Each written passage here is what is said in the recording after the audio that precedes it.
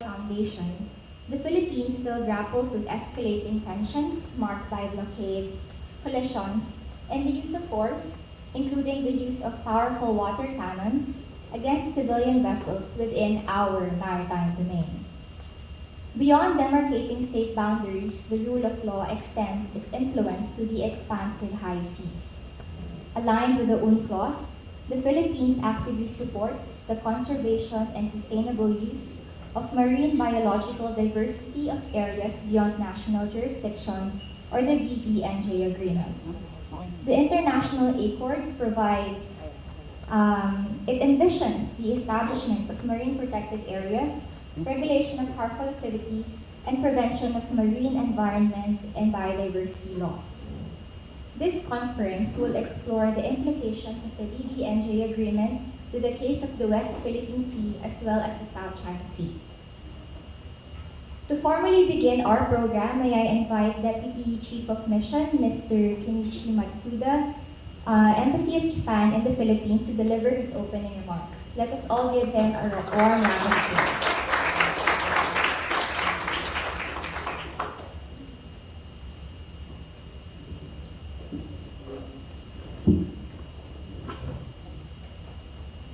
Fellow member of the diplomatic corps, distinguished guests, ladies and gentlemen, magandang umaga po sa inyong lahat. Thank you.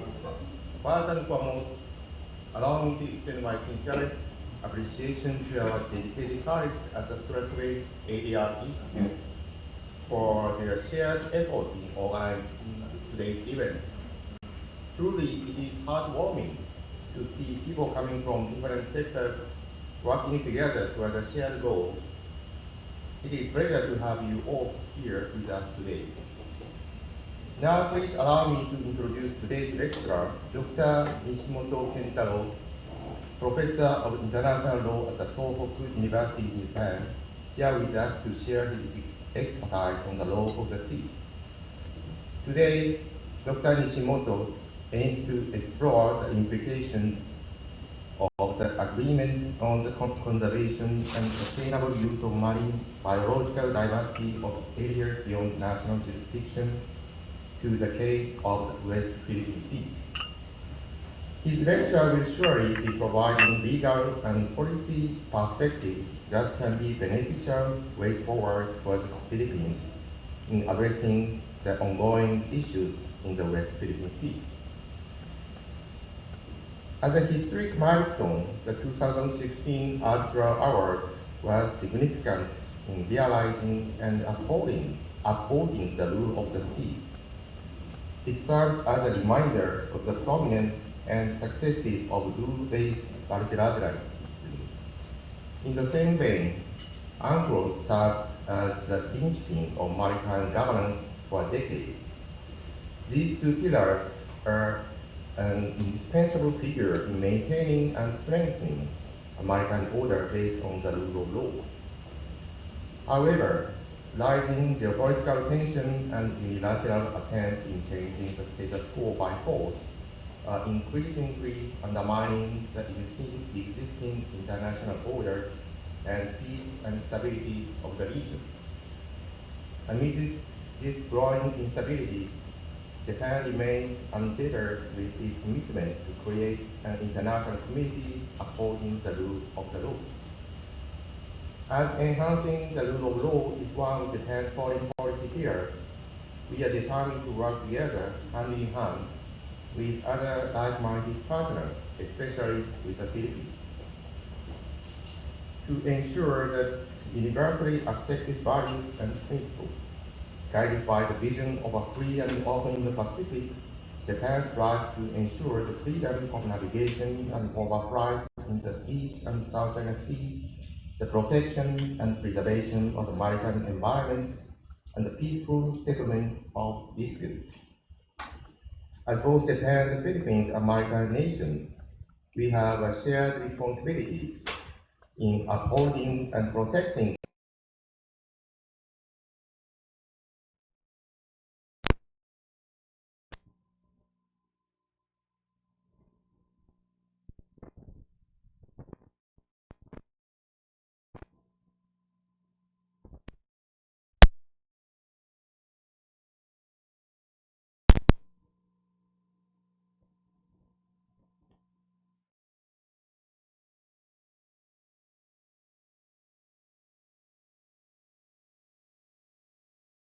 highlights Japan's commitment to bolster the maritime law enforcement capacities of the Philippines.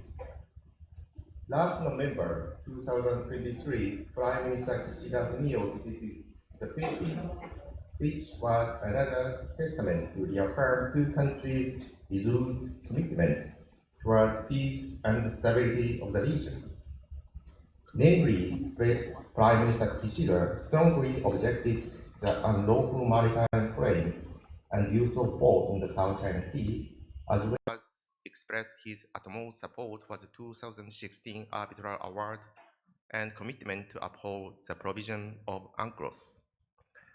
Furthermore, two countries agree that through the official security assistance, newly established cooperation framework in accordance with the revised national security strategy of the government of Japan, Japan will provide coastal radar system to the Philippine Navy, which is expected to further strengthen coastal surveillance and MDA capabilities. In addition, attaining a transformative level of cooperation that fully enhances our capability in defending a free and open maritime order goes beyond bilateral relationships. Simultaneously, Japan and the Philippines place great importance on cultivating both bilateral and multilateral cooperation among like-minded partners and allies. Under the current geopolitical situation with instability, the way toward the tackling the maritime challenges may be uncertain. However, Japan will remain steadfast with our commitment and keep working towards continuous and robust collaboration with other states. Together, let us spare no efforts to create a world where freedom, peace, and rule of law are valued. I hope today's discussion will provide you all with opportunity to deepen your understanding and freely share insight towards the implementation of the law of the sea. Maraming salamat po.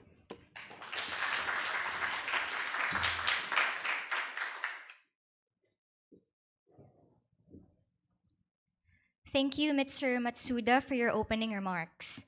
For today's keynote lecture, we are joined by Professor Kentaro Nishimoto. Professor Nishimoto is a professor of international law at the School of Law at the Tohoku University and Arctic Observation Center at the National Institute of Polar Research in Japan. His research has focused on the international law of the sea, including issues such as the history of the law of the sea, sustainable development of ocean resources, and the settlement of maritime disputes. His ongoing research projects especially focus on the BBNJ agreement and the settlement of maritime disputes in Asia, among others. Please welcome Professor Nishimoto. Give him a hand, please.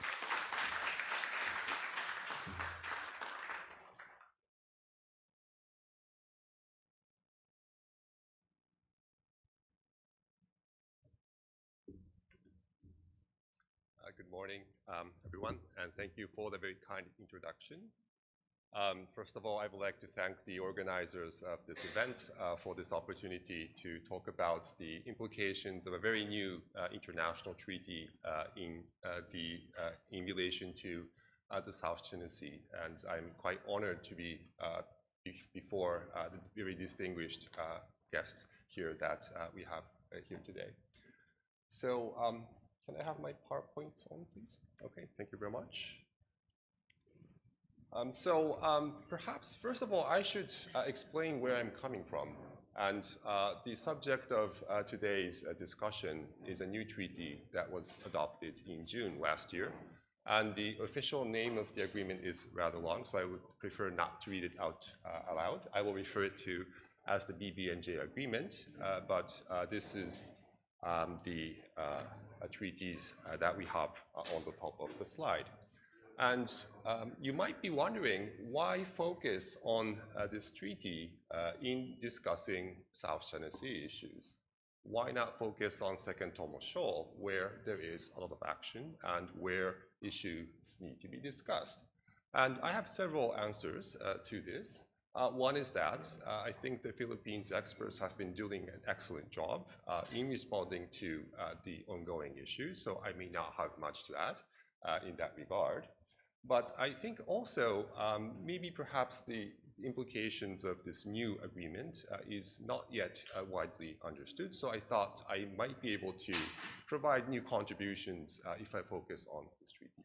And I think this treaty is very important, not only in the context of biodiversity, because when it enters into force, it would add a new layer to the rule of law that applies to the oceans. And also, I think I will be able to show during or through this presentation that there is a continuing relevance of the South China Sea Arbitral Award in the context of this treaty also. And this is perhaps not easily seen if we focus on the theme or the main topic of the treaty, which is biodiversity. But I will try to explain why the arbitral award is still relevant and very much alive in the context of this new agreement.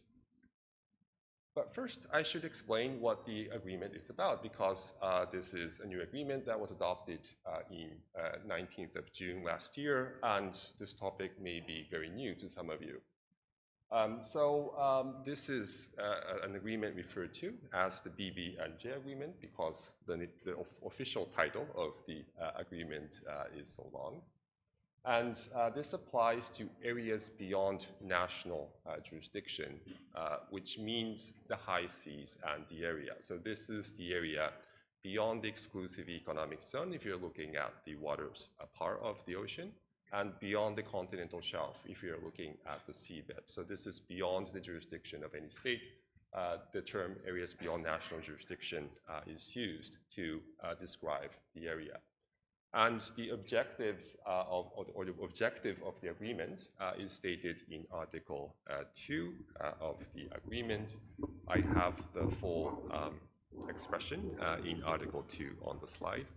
And the objective of the agreement is to ensure the conservation and sustainable use of marine biological diversity of areas beyond national jurisdiction for the present and in the long term through effective implementation of the relevant provisions of the Convention and further international cooperation and coordination. The Convention there is referring to the United Nations Convention on the Law of the Sea. So this is a new treaty, but it is an implementing treaty to UNCLOS. So it is to be read in a way that is entirely consistent with UNCLOS. But however, if we look at UNCLOS, we see rather few actual provisions dealing with biodiversity as such. So this is why a new agreement was considered to be needed. And more specifically, the agreement deals with 4 distinct topics. The first is the issue of marine genetic resources. The second is what is technically referred to as area-based management tools, including marine protected areas. But I don't think it would hurt to think of that section as about marine protected areas. The third element is the environmental impact assessment, which is about what kind of environmental impact assessment should be conducted for activities that are conducted in areas beyond national jurisdiction. And the fourth element is capacity building and the transfer of marine technology. And I think it is now a commonplace in an environmental treaty to have a section on capacity building and transfer of marine technology, because some developing states may need such capacity building and transfer of technology to achieve or join efforts in achieving the objectives of the agreement. So this is what we have in the agreement. It is fairly complex, but I would like to focus on one specific element of the agreement for today's talk, which is area-based management tools, including marine protected areas. So this is about the establishment of marine protected areas on the high seas. Okay, so what does the agreement say about the establishment of marine protected areas on the high seas? It has two mechanisms relating to marine protected area. And the first is that the conference of the parties of the agreement will have the power to establish a marine protected area on the high seas. But there may be a case where there already is a marine protected area under various treaties. For example, if we think about the international law that applies to shipping, the IMO has something called particularly sensitive sea areas, or PSSA.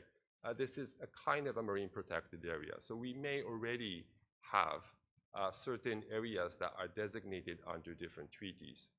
But then we have, of course, the problem of how to coordinate between those marine protected areas, because some of them may only have measures related to shipping, others may only be related to fishing. But if we think about the marine environment and biodiversity, there may be cumulative impacts from different kinds of activities. So there is a need, maybe perhaps, to coordinate where to establish the marine protected areas. So basically, this is what the BBNJ agreement deals with. The BBNJ COP has the power to establish MPAs and set specific measures for the protection of biodiversity in an area. And where there is already a marine protected area, the BBNJ Conference of the Parties will have the function of ensuring coordination between the different marine protected areas that are already in place. On the slide, I have a slightly more technical explanation, but if we refer to the slide, I think the most important point for today's discussion is the power of the BBNJ COP. And it has the power to take decisions on the establishment of marine protected areas, so it can decide to establish a marine protected area. Then also take decisions on measures compatible with those adopted by relevant instruments, frameworks, and bodies. This means that if there is already something in place, the BBNJ COP can decide to adopt compatible measures with what is already in place. And third, also make recommendations if there are already marine protected areas. But I think the most important point is that the COP can take decisions to establish a marine protected area. And of course, that starts us thinking about will this power be relevant to the high seas part of the South China Sea. And so just to conclude the section where I generally discuss the treaty itself, 60 ratifications are required for the treaty to enter into effect. And this was only adopted in June last year, but we already have quite a number of signatories. There is only one ratification yet, but of course we know that the ratification process takes time. So I think we can say that the treaty is headed towards being a successful regime with a lot of participants in it. And if we think about the situation in this part of the world, among the states surrounding the South China Sea, the Philippines, Indonesia, Vietnam, and also very interestingly, the People's Republic of China has signed the agreement. Of course, it doesn't mean that all of the states will proceed to ratification. Sometimes states sign an agreement but never ratify, so that is still a possibility. But I think we could see that as of the present, there is a positive trend towards all these states becoming a member to this very new agreement, which focuses on protecting marine biodiversity. And so this is the situation that we have now. So the rest of my discussion will focus on, well, what does this specifically mean for the South China Sea? And there are a lot of ifs involved, actually, because we really don't know if all of these states that we have here, or maybe if we have additional states becoming parties among the South China Sea coastal states. But I will proceed on the basis of what will how will the rules apply if all of the South China Sea coastal states become a party to this agreement, because there are a lot of risks involved, and I want to maybe narrow down the scope of scenarios. I will explain what will happen under the agreement, but that supposes that all of the states involved become a party, which may be something slightly not guaranteed, but just trying to show how the agreement will operate in practice. Now, when we start looking at the actual implications of the agreement, we have Article 3 on the slide, which is about the scope of application of the agreement. And I've been using the terms areas beyond national jurisdiction a number of times now. And the scope of application is areas beyond national jurisdiction. The treaty specifically says in Article 3 that the agreement applies to areas beyond national jurisdiction. But where exactly is the area beyond national jurisdiction in the South China Sea? It is a very big question. And so is there an area beyond national jurisdiction in the South China Sea? I would say, of course, yes, there is a high seas part in the middle of the South China Sea. That is what the arbitral award said. The arbitral award did not say it in that way, but that is the implication of the South China Sea arbitral award, because none of the features in the Stratbase have an entitlement to 200 nautical miles, and the Philippines has entire 200 nautical mile EEZ from its archipelagic baselines. So beyond that, there is an area of the high seas in the middle of the South China Sea. And for that part, this agreement will apply. So I think this is the view that is, I think I could say, widely shared in the international society, but we all know that there is one state that would probably oppose this view, and this will, of course, be the People's Republic of China. So according to China, and according to the claims that were refuted in the South China Sea arbitral award, the area would be under some kind of jurisdiction. I don't know if it's historic rights or something. It has all been refuted in the arbitral award, but they do seem to continue to insist on their claims. And if we view the situation from their side, they will not consider this as an area where the agreement will apply. So we now start to see how this agreement can be of a very big relevance for the South China Sea legal situation. And before we go into a little bit more detail about the South China Sea, I should probably explain a little bit more about the process for establishing marine protected areas. So what if we want to establish a marine protected area in the high seas part of the South China Sea, because maybe this is a very important area for conserving biodiversity. And I think it has been discussed in scientific literature that there is much biodiversity in the South China Sea, which is being threatened from different types of activities, including some of the reckless activities that are being conducted by the People's Republic of China. So what does this treaty provide in that regard? How, if we have an idea of establishing an MPA, how will we be doing that under the treaty?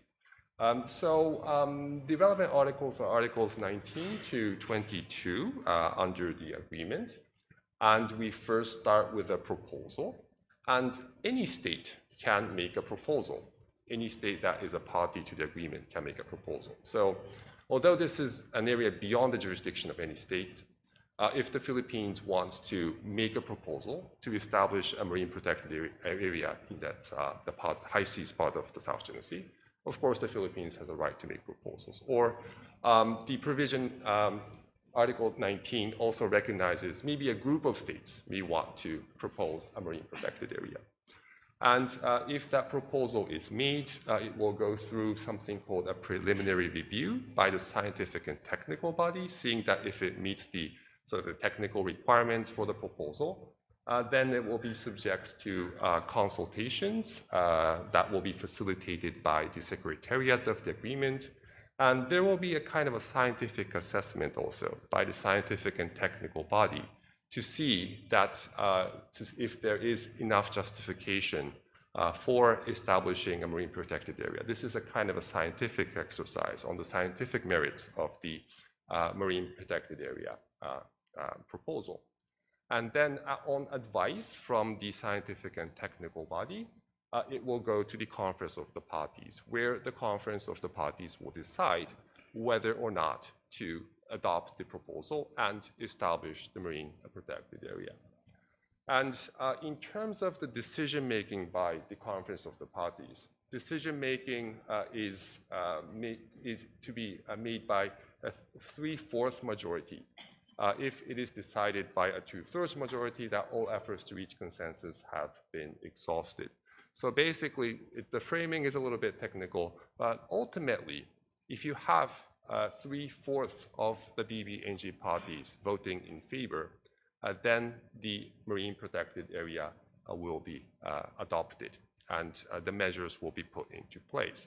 And once the BBNJ COP makes this decision, then all states that are parties have to ensure that the activities under their jurisdiction and control are conducted consistently with the measures that have been decided by the COP. So if you are a BBNJ party, and if there is a marine protected area, and if the COP has designated a specific measure, you have to ensure that all of your ships under your jurisdiction are complying with that measure. So I think this provides for a rather robust regime for protecting biodiversity for a specific area.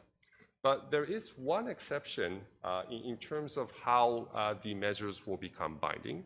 And this is that there is an objection procedure where a party may object to the decision by the COP, and then they will be exempted from the application of the measure. And the provision that states the objection procedure cites or lists several grounds for making this objection. And one of the grounds for objection is where the decision is inconsistent with the BBNJ agreement or the rights and duties of the objecting party in accordance with UNCLOS.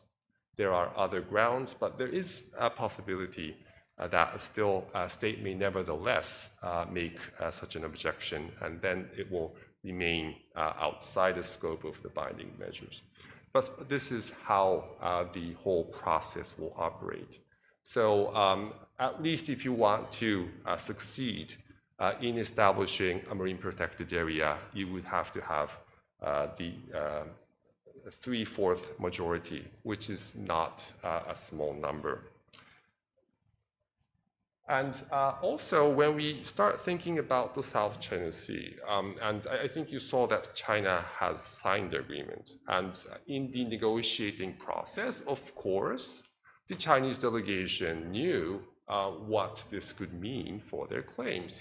So if we look at the actual provisions, we do see some provisions that seem to be aimed at limiting the establishment of marine protected areas where states may have different views as to whether the particular area is within, or I should say within, but in areas beyond national jurisdiction. So there may, of course, the negotiating states knew that there are specific parts of the waters in the world where states have different views as to whether that specific area is an area beyond national jurisdiction. So if we look at Article 18, which is the provision on the area of application for marine protected areas, it says that the establishment of area-based management tools, including marine protected areas, shall not include any areas within national jurisdiction. And I don't have it highlighted, but I think the rest is also important, so I'll just continue reading.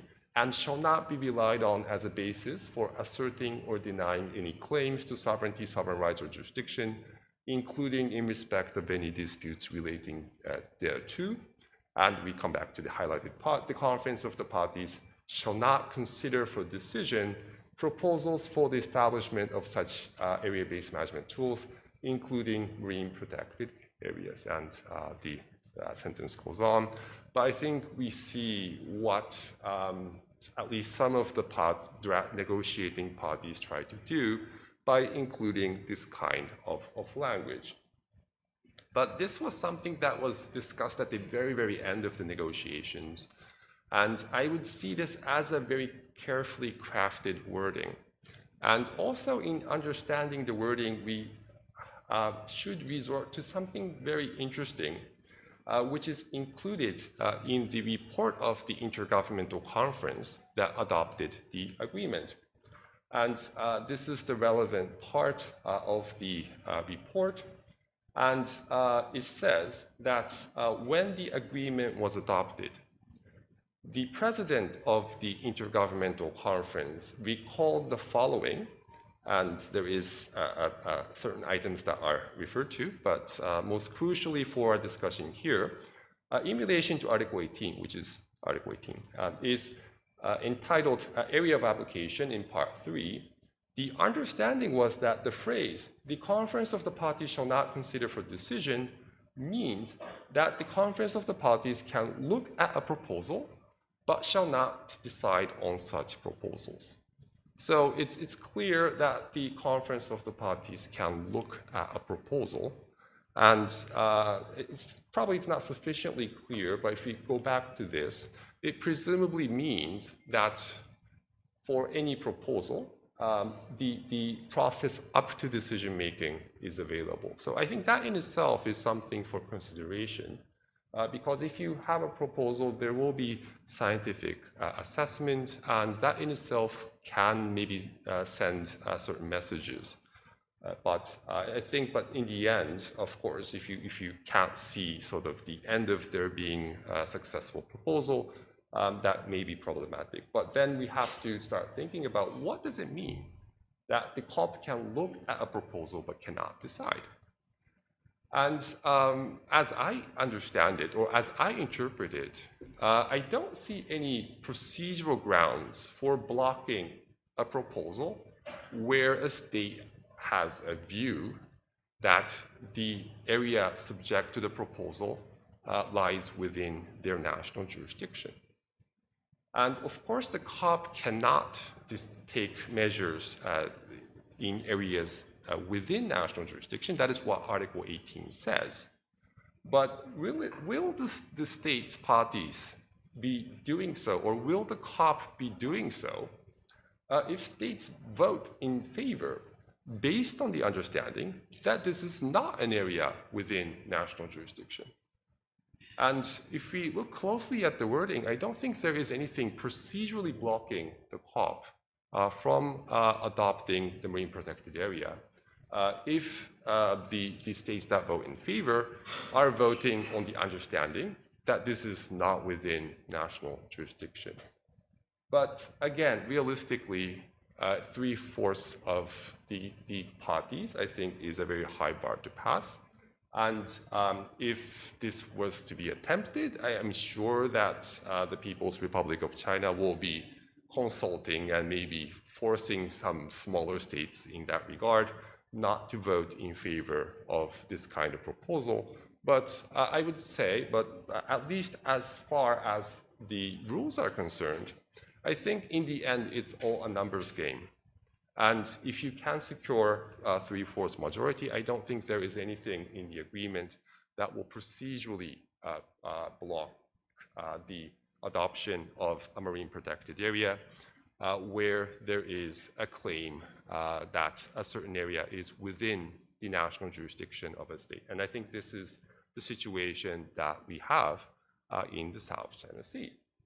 Of course, if that happens, and if China is a party to the agreement, it could object, saying that it's inconsistent with the rights and duties of the objecting party in accordance with UNCLOS, but I think that's not going to be very persuasive given the arbitral award. But you could still take the view that the COP has acted in excess of its powers given to it under the agreement. And then we might have very different views about the MPA in the South China Sea. And so I want to go a little bit further and discuss whether there are any procedures that will be able to address this kind of situation. And if we look at the procedural aspect of the BBNJ agreement, we can identify two possible ways in which this difference of views can be addressed. One is to utilize the advisory proceedings, and the agreement provides for the possibility of a conference of the parties to request an advisory opinion from the International Tribunal for the Law of the Sea on whether a proposal is consistent with the BBNJ agreement. Second, there is a dispute settlement procedure, and there was a lot of discussion about the dispute settlement procedure. And maybe to give you a sense of the negotiations more specifically, China was very much against having an UNCLOS type of compulsory dispute settlement. And I think we could really all imagine why that is. But in the end, we do have a compulsory dispute settlement procedure in the BBNJ agreement, which is the approach that UNCLOS Part 15 adopts. And this is actually the actual provision on dispute settlement in the BBNJ agreement that's referred to Part 15 of UNCLOS. So there is compulsory dispute settlement. So I think we can think of ways to use this if a state is interested in establishing a marine protected areas on the high seas part of the South China Sea, maybe to request, maybe for the COP to request an advisory opinion before voting, if there is some states that are unhappy with where the MPA is proposed in terms of their claims to their jurisdiction. And to do that, the COP would have to request it. So you cannot unilaterally request an advisory opinion, but then the usual threshold for voting in the BBNJ COP is two-thirds. And it's a little bit less than the 3/4 that is required for adopting or taking decisions on the marine protected areas. So it's a slightly lower bar.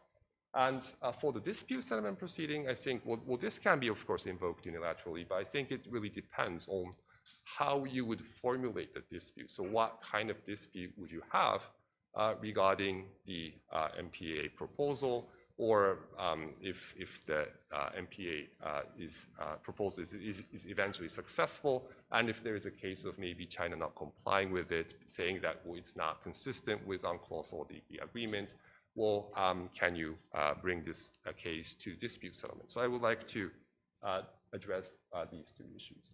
And I'm sorry for citing the text in full. This is the provision relevant to the power of the COP to request advisory opinions. It's rather complex, and it's actually complex because there were also efforts on this specific provision to limit the power to ask advisory opinions. But first of all, it says that the Conference of the Parties may decide to request ITLOS to give an advisory opinion on the legal question on the conformity with this agreement of a proposal before the COP on any matter within its competence. And if you try to request an advisory opinion from ITLOS on the legality or the conformity with the agreement of an South China Sea marine protected area proposal, I think that would likely fall within the competence that is provided in the yellow part of this provision. I think the only question is in relation to the limitations that we have in the sentences that follow, and I've highlighted some of the elements in blue.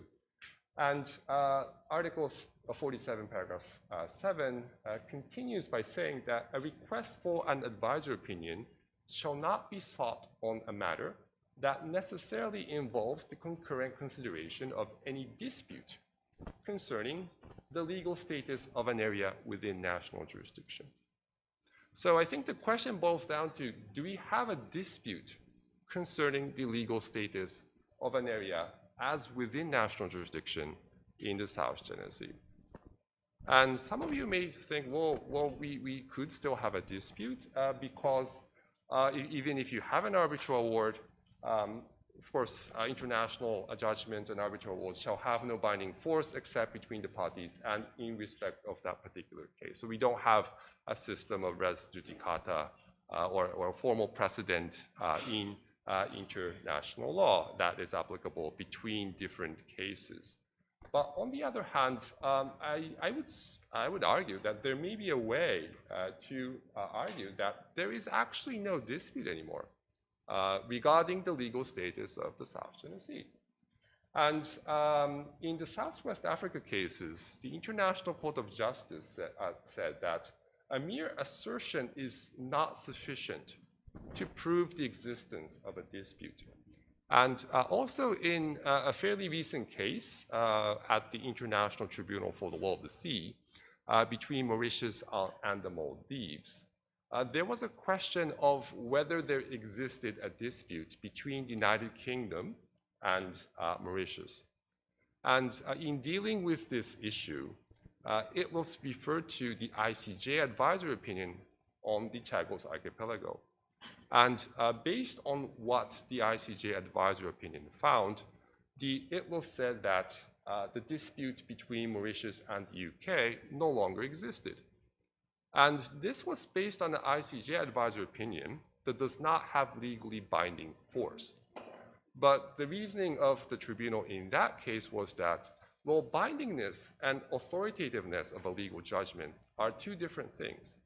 And we can rely on the authoritativeness of the ICJ advisory opinion to reach the conclusion that the dispute is no longer there and that the UK's position is a mere assertion. And I think the same line of reasoning can at least be attempted in the situation of the South China Sea, where the state may want to request an advisory opinion. They can cite the South China Sea Arbitral Award and say that, well, even if it is only binding between the parties in respect of that particular case, the tribunal can find that based on that finding, which does have authoritative character, although it may not be legally binding, the court may be requested to find that China's claims are now something what the ICJ referred to in the Southwest Africa cases as a mere assertion. So I think that kind of argument is something that could be attempted if something like this was to come up before the International Tribunal for the Law of the Sea. So I don't think it's conclusive that this particular provision excludes disputes concerning the legal status of an area within national jurisdiction from the scope of the permissible grounds for requesting advisory opinions.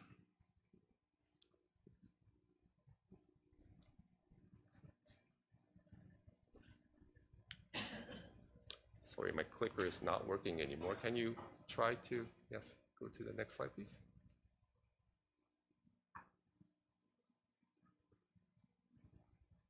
Okay, thank you very much. Okay, it's not working. Okay, so now moving on to the dispute settlement proceedings. And we have Article 60 from the BBNJ agreement, which deals with dispute settlement under the agreement. And in paragraph 1, it says, disputes concerning the interpretation or application of this agreement shall be settled in accordance with the provisions for the settlement of disputes provided in Part 15 of the Convention. So this is what I was referring to earlier. So the BBNJ agreement adopts a compulsory dispute settlement, which is, I wouldn't say identical, but it sort of replicates the Part 15 that we have in UNCLOS. So this is basically compulsory dispute settlement. So I think we can think of possibilities in utilizing this agreement. For example, if we were to have a marine protected area based on a decision by the club, but still, if China does not comply with certain measures saying that it's within their jurisdiction, maybe this issue can be brought to the BBNJ dispute settlement procedure. But I think, first of all, there is a question relating to whether that kind of dispute is a dispute relating to the BBNJ agreement, or is it really a dispute about UNCLOS? So to formulate the dispute as a dispute concerning the BBNJ agreement, I think there needs to be, the dispute needs to be formulated in a way that carefully makes it a dispute about UNCLOS. And there were similar situations in the Chagos Marine Protected Area arbitration. But in that case, the tribunal considered the issue on the relative weight of the dispute. In that case, the question was about whether the dispute was about sovereignty or whether the dispute was about UNCLOS. And in looking at the issue, the arbitral award said we'll have to look at where the actual weight of the dispute lies. So if you can formulate a dispute as a dispute concerning the BBNJ agreement, I think there is a possibility that you can resort to the BBNJ dispute settlement. But then another sort of hurdle that has to be overcome is Article 60, Paragraph 9. And this is also where limitations were sort of requested, demanded in the negotiations due to some sensitivities, like the situation that we have in the South China Sea. And it says that nothing in this agreement shall be interpreted as conferring jurisdiction upon a court or tribunal over any dispute that concerns or necessarily involves the concurrent consideration of the legal status of an area within national jurisdiction. And I think we can even call this the South China Sea Clause, because I think that was clearly what the negotiators had in mind when they crafted this limitation. But it does end in the final sentence where it says, provided that nothing in this paragraph shall be interpreted as limiting the jurisdiction of a court or tribunal under Part 15, Section 2 of the Convention, which is UNCLOS, and this is where UNCLOS provides compulsory dispute settlement. So the avenue is always there. But I think even in regard to the rather, I would say, sort of straightforward restriction that is provided in the first part of Article 60, Paragraph 9, I think we can ask, is there a question to consider after the South China Sea Award? And I think the same line of reasoning that I tried to attempt for the advisor opinion could apply. So in the same way that we could try to argue that due to the South China Sea Award, the China's claims are now only a mere assertion, we may ask the tribunal in question to decide that there is no longer anything to consider given the authoritative interpretation that was given by the South China Sea Arbitral Award. And of course, we do also have the proviso on the UNCLOS Part 15 procedures. So that may be read as maybe allowing for the possibility of incidental jurisdiction or the possibility of bringing an UNCLOS dispute to UNCLOS Part 15 and then requesting a court or tribunal under BBNJ dispute settlement to decide on that basis. But if we can read it in that way, we already have an UNCLOS Part 15 decision. That was what the South China Sea Arbitral Award was about. So I would see that although this, of course, hinges on interpretation, of course, some other experts may not necessarily agree with my assessment, but I do see that there are at least arguments that can be tried and that to me, looks persuasive enough in trying to utilize what we have under the BBNJ agreement to address any issues that would come up under the agreement with relevance to the South China Sea. So to conclude, I think we sort of focused on maybe the technicalities, dispute settlement, advisor opinions, but I think maybe back to the basics. And my point is that the BBNJ agreement provides a very useful tool for the conservation and sustainable use of marine biodiversity in areas beyond national jurisdiction, and this includes the South China Sea. And I think this in itself is very, very important because biodiversity is a very important issue.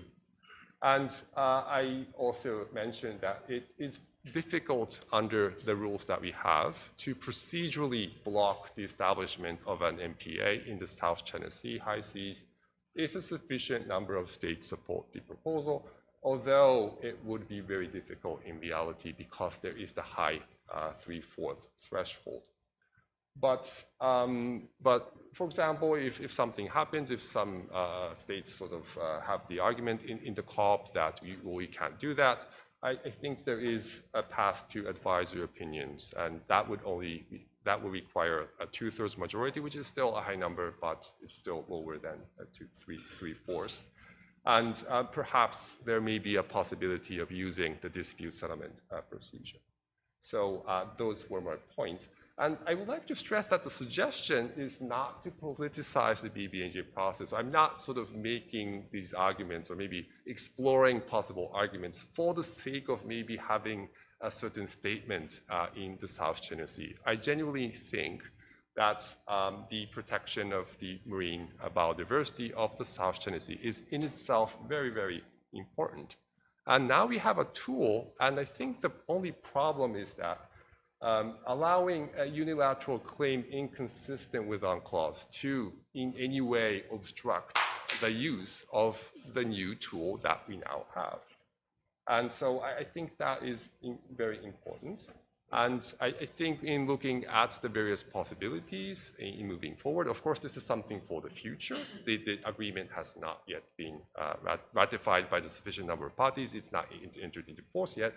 But in looking to the future, I think now you see, well, I think first you might have thought, well, what does this biodiversity thing have to do with the South China Sea legal situation? I think now you see that there are a lot of linkages with this agreement, how it will operate, and the legal situation of the South China Sea. And I think in the discussion, I think the various possibilities discussed really highlight the legacy of the South China Sea Arbitral Award. And with that, I would like to conclude my talk for this morning. Thank you very much.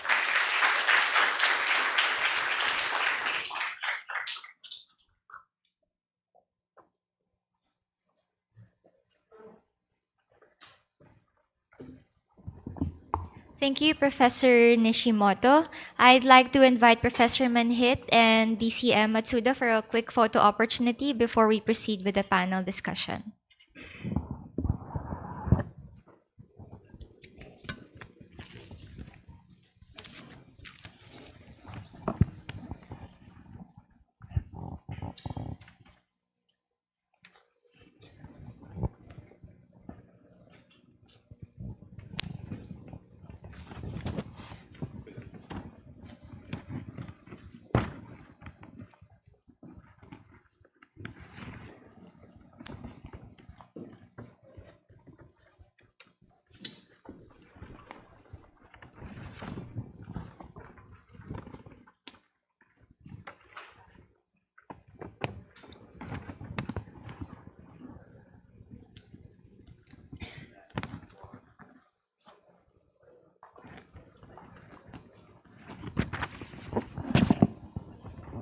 Thank you, Professor Nishimoto, Mr. Matsuda, and Professor Manhit.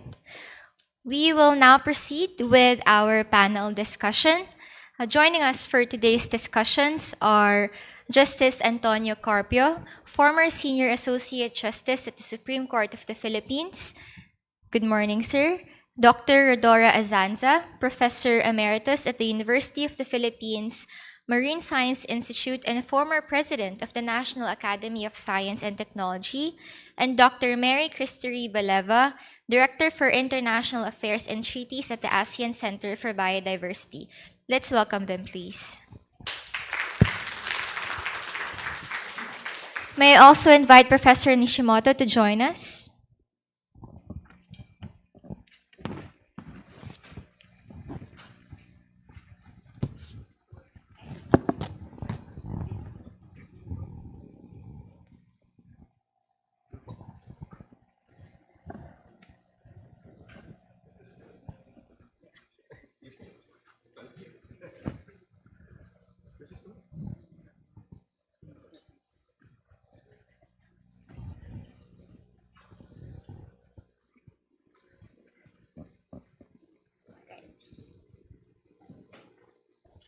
So for today's panel discussion, we will first ask our panelists to deliver a quick opening statement or reaction to the lecture of Professor Nishimoto. Justice Carpio, would you like to start?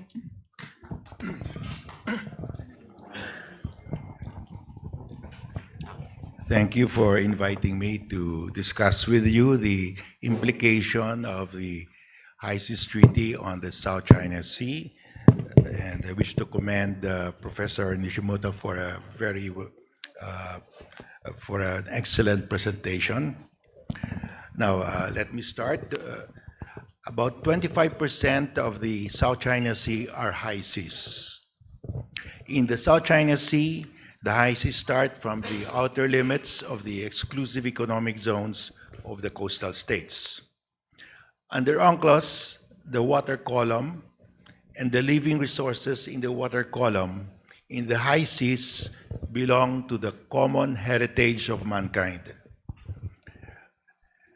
The mineral resources, including sedentary species, in the seabed of the high seas beyond the extended continental shelf of coastal states, called simply the area in UNCLOS, also belong to the common heritage of mankind.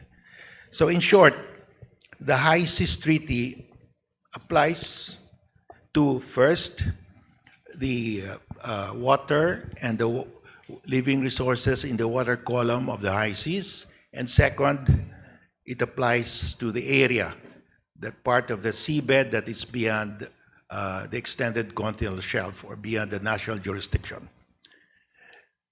However, under China's 10-dash line, the high seas, both the water column, the living resources in the water column, as well as the area, are China's national territory.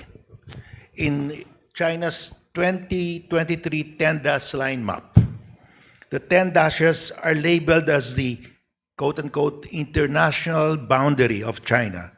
Thus, what is enclosed within the 10-dash line is China's national territory, including the high seas, including the area. In effect, the High Seas Treaty, which China signed also last year, does not apply to the high seas of the South China Sea. In the same manner that, in China's view, the UN Convention of the Law of the Sea, or UNCLOS, does not also apply to the South China Sea within China's 10-dash line. Now, China's 10-dash line encloses about 85.7% of the South China Sea, leaving the coastal areas with a very small exclusive economic zone. In the West Philippine Sea, the 9-10 line encroaches on 80% of our exclusive economic zone.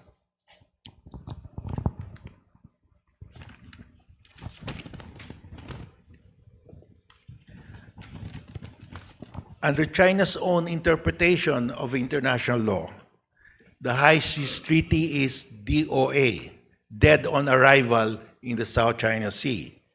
Nevertheless, as our renowned speaker has mentioned, the High Seas Treaty piles up an additional legal instrument to bury China's 10-dash line claim.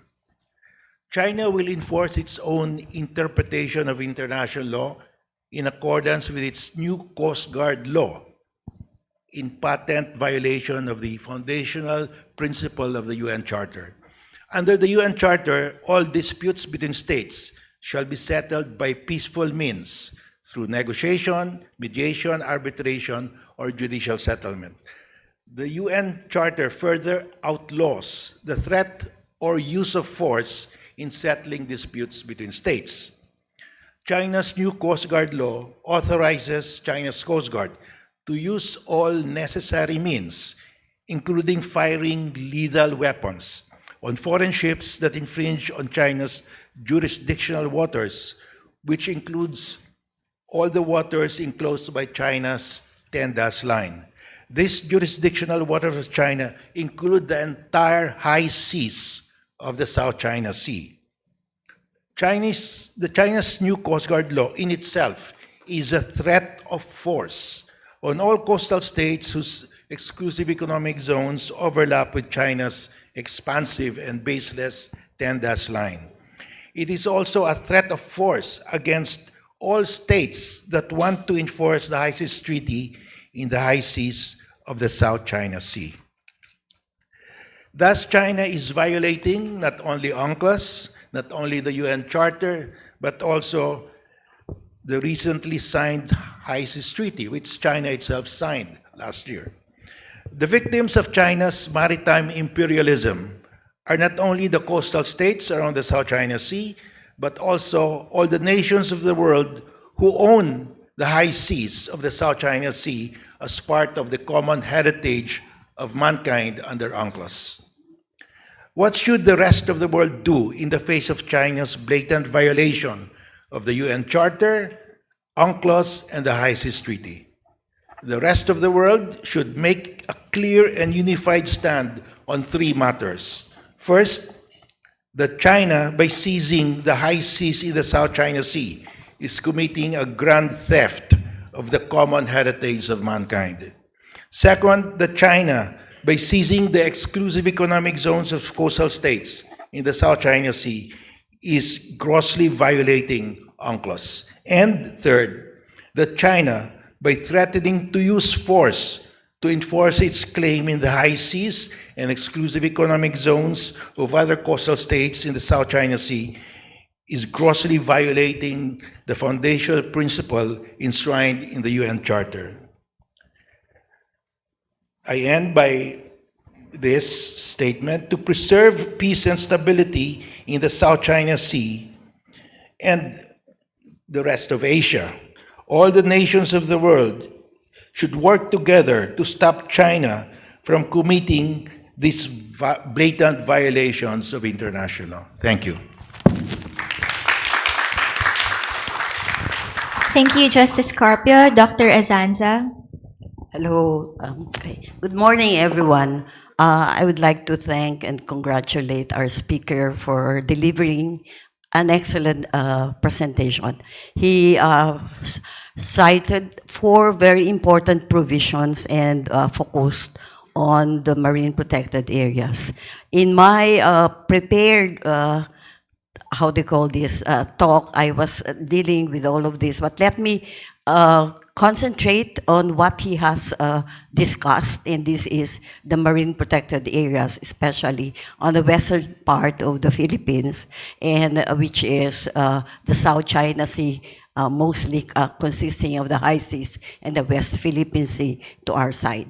Now, I used to be the chairperson for more than a year of the ASEAN Subcommittee on Marine Science and Technology, and we have started developing the regional framework for and strategic pathways for the blue economy of the ASEAN. And part of this is considering the creation of what we can call as heritage sites or marine protected areas. These are biodiversity beyond the national jurisdiction. We have started our discussions on this, and we're going to continue this year. And by the way, the Philippines and the other ASEAN countries like Malaysia, Indonesia, and the other countries are within the center of marine biodiversity of the world. And that is the reason why the Philippines should be actively participating in all the proceedings or whatever should be done in relation to the BBNJ. In fact, in my presentation, I am recommending that the Philippines try to become part of that committee, especially on the technical committee, because we have the expertise in marine protected areas. The late national scientist Alcala and some Australians actually are pioneers of the marine protected areas. Now, only 90% of the world's ocean is protected, and we have about 1,800 MPAs in the country, but we want to establish more, and even considering those beyond our jurisdiction, to be able to protect marine biodiversity in the region. And so I think we will be very busy doing this in this year and the coming years. So that is the pathway for the ASEAN, and part of that pathway for a sustainable blue economy is considering this heritage site or marine protected areas beyond the national jurisdiction, especially in the South China Sea. Thank you very much. Thank you, Dr. Azanza. Dr. Beleva, would you like to share with us your thoughts as well? Uh, Thank you. First, thank you very much. Good morning, and thank you very much for this wonderful opportunity to be speaking with such luminaries in the field. I'm Chris Baleva. I'm the Director for International Affairs and Treaties at the ASEAN Center for Biodiversity. But this morning, my insights will be my personal insights and would not be the position of the ASEAN Center for Biodiversity or the Philippines or any of the ASEAN member states. Having said that, I would just like to draw your attention to the main focus of the discussion. It's biodiversity. And it's sometimes it's easy for us to forget because of all the discussions on territory and jurisdiction that this is about biodiversity. And I'm glad that Professor Nishimoto also highlighted that, and my initial reaction to your lecture is, that's excellent. Congratulations.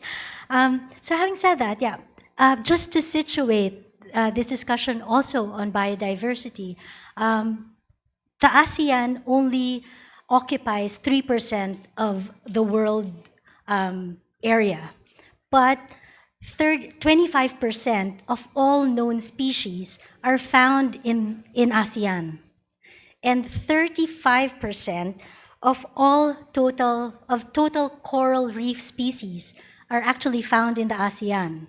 3 of the 17 mega biodiverse countries are in ASEAN, Indonesia, Malaysia, and the Philippines. And all 3, of course, are claimants in in the South China Sea discussions. And then, of course, 33% of global seagrass species are found in the ASEAN. So it's just, it's good to be reminded of how rich biodiversity is just within the territory of the region, and more so beyond the national jurisdictions of the ASEAN member states. And this BBNJ treaty is very new. It was just adopted in June last year, opened for signature in September last year, will still be open for signature until September 2025, and once it takes into effect, we have to remember that once it enters into force, it will not operate in a vacuum. And there are actually a lot of mechanisms already in place. Of course, it's not a multilateral environmental agreement because it's an implementing agreement under the auspices of UNCLOS. But there are a number of multilateral environmental agreements that the Philippines and the rest of the ASEAN member states could actually leverage in the implementation of the BBNJ. So for example, all the ASEAN member states are parties to the Convention on Biological Diversity, to the UN Framework Convention on Climate Change, and CITES. And all this are coming together. So there is a great traction for synergies among multilateral environmental agreements, and because this new agreement, although not MEAS, is actually focused on biodiversity, then there's a lot of leveraging to be made as regards efforts, concerted efforts for the conservation of biodiversity, whether it's biodiversity within national jurisdiction or beyond national jurisdiction. And of course, the Kunming-Montreal Global Biodiversity Framework was adopted last year at COP15, or the 15th meeting of the Conference of the Parties to the Convention on Biological Diversity. And this is the framework or the blueprint for the world to follow so that we could live in harmony with nature by 2050. And one of the targets there, and it's for until 2030, is the 30 by 30 targets, target 3 of the Kunming-Montreal Global Biodiversity Framework. And it seeks to protect 30% of terrestrial and marine areas all over the world. And so that's an important target to be looking at, the 30 by 30 target, as well as target 8 of the KMGBF, which is on the use of nature-based solutions and ecosystem-based adaptation approaches to respond to climate change and decrease ocean acidification, which you can actually see in the preamble of the BBNJ agreement. It's one of the things that it would like to prevent. And it's also hopeful that this blueprint that we have, this biodiversity plan that we have, is called the Kunming-Montreal Global Biodiversity Framework, because then it could be an impetus for China to show how serious it is in its commitments under the CBD, and therefore it could feed into what could be its commitment if it ratifies the BBNJ agreement. So of course, there are legal pathways, but there are also diplomatic and political pathways that could be looked at when dealing with issues on biodiversity beyond national jurisdiction. Another thing is that given the 3/4 majority vote, that's pretty high, as was emphasized earlier by Professor Nishimoto, then it may be an opportunity for the ASEAN member states to come together. And that's already 10 votes for you. If first they become state parties to the BBNJ agreement, and then if they come to an agreement as regards the creation of MPSAs. And that goes back to leveraging and strengthening existing mechanisms. There is the ASEAN Heritage Parks Program, for example, in ASEAN, and it recognizes the cream of the crop of protected areas in the region. And now there are 57 ASEAN Heritage Parks that contribute to connectivity, to ocean connectivity and whatnot.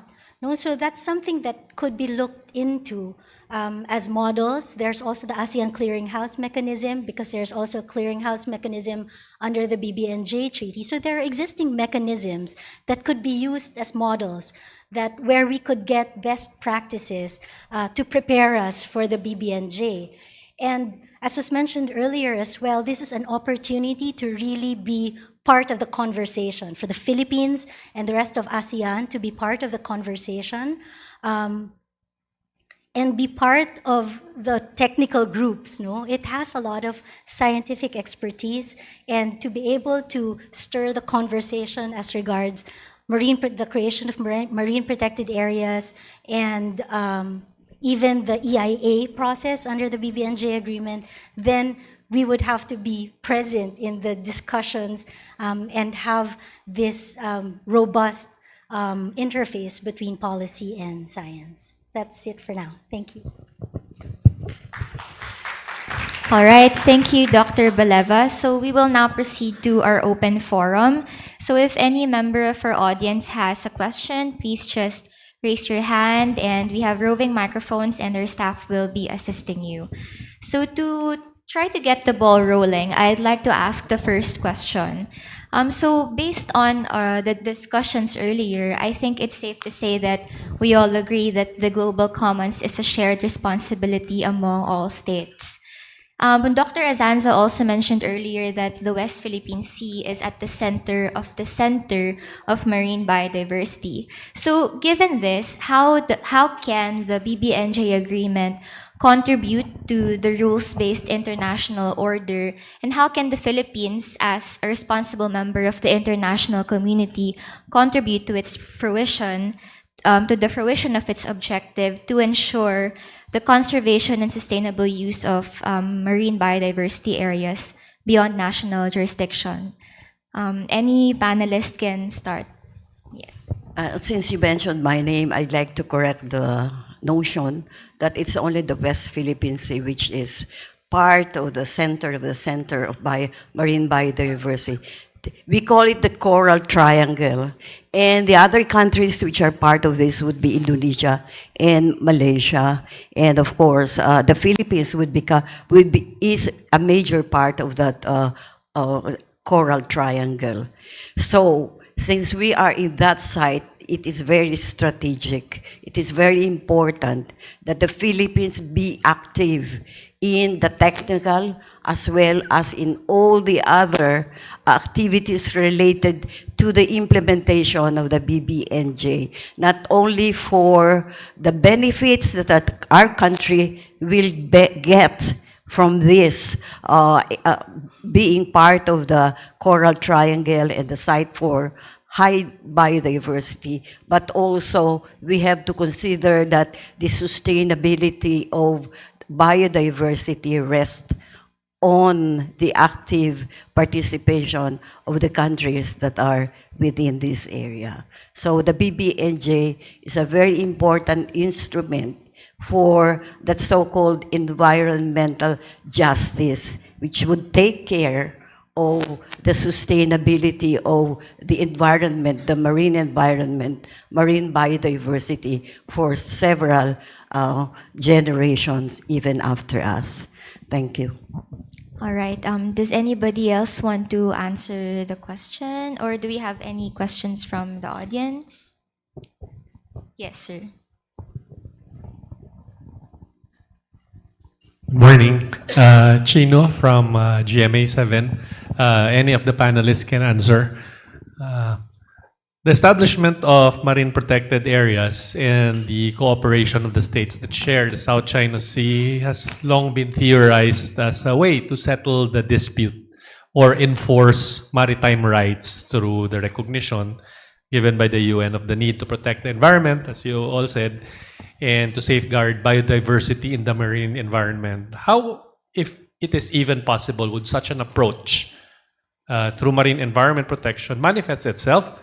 And since we cannot deny that China is right smack in the middle, we can't just isolate it. What should Chinese behavior look like to make this bear fruit? Thank you. Thank you. Yes, thank you very much for that question. And I think, so as you mentioned, the utilization of marine protected areas or networks of marine protected areas in the South China Sea has been discussed considerably in various contexts before. But I think that the important point now that we have the BBNJ agreement, we have the what it will, I think, prove to be a global institutional framework for establishing a marine protected area, for at least for the high seas and the area of the South China Sea. And I think there is a question of whether China would ratify the agreement. It has signed. I'm not sure completely if we'll proceed to ratification, given the implications that I talked about today. But this is something for biodiversity. So if in the end China will ratify the agreement, then China will be under an obligation, unless it opts out using the objection procedure, to comply with any measures that are established by the COP. And of course, those measures will be measures that are justified based on scientific evidence. So this is something that the international society as a whole, based on scientific evidence, understands it's what is needed to protect biodiversity. So I think that will be a sort of a very useful tool for all of the states concerned to protect biodiversity. And if China becomes a party, if it doesn't object and opt out of the obligations, then it will be under a clear obligation. And even if it opts out, it is still under a general obligation to protect the marine environment under UNCLOS.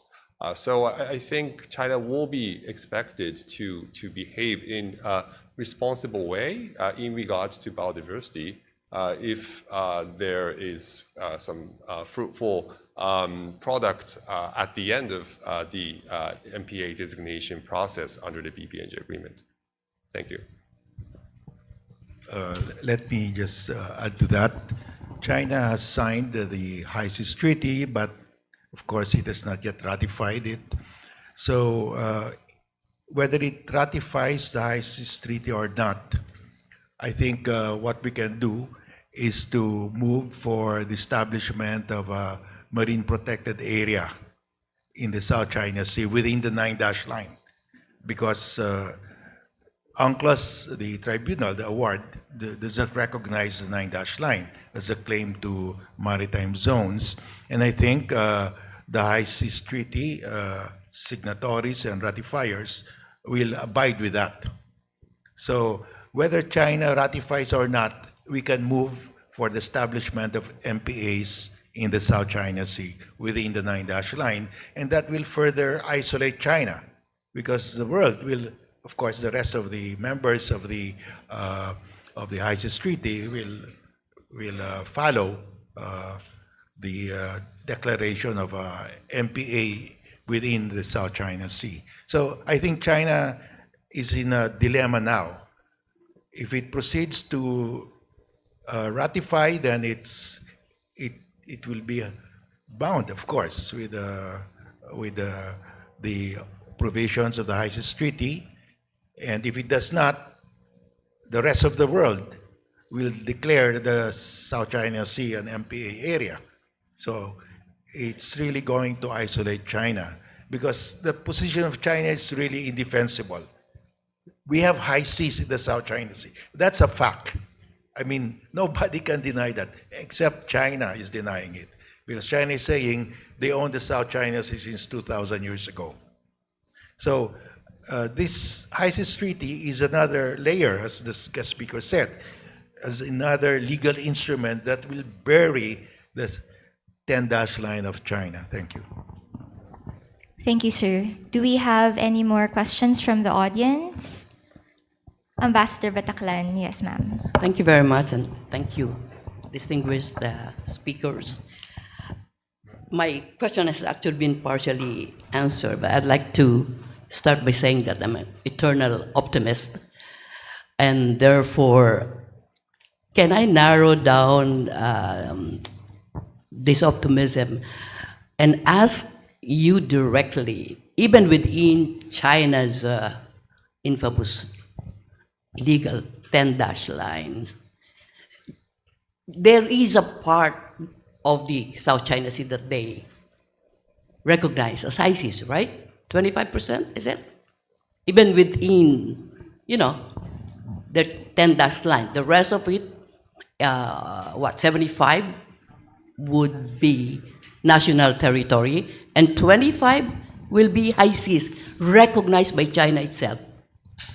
Well, China is saying that everything enclosed by the 10-dash line constitutes its national territory. All right. That is about 85.7% of the South China Sea.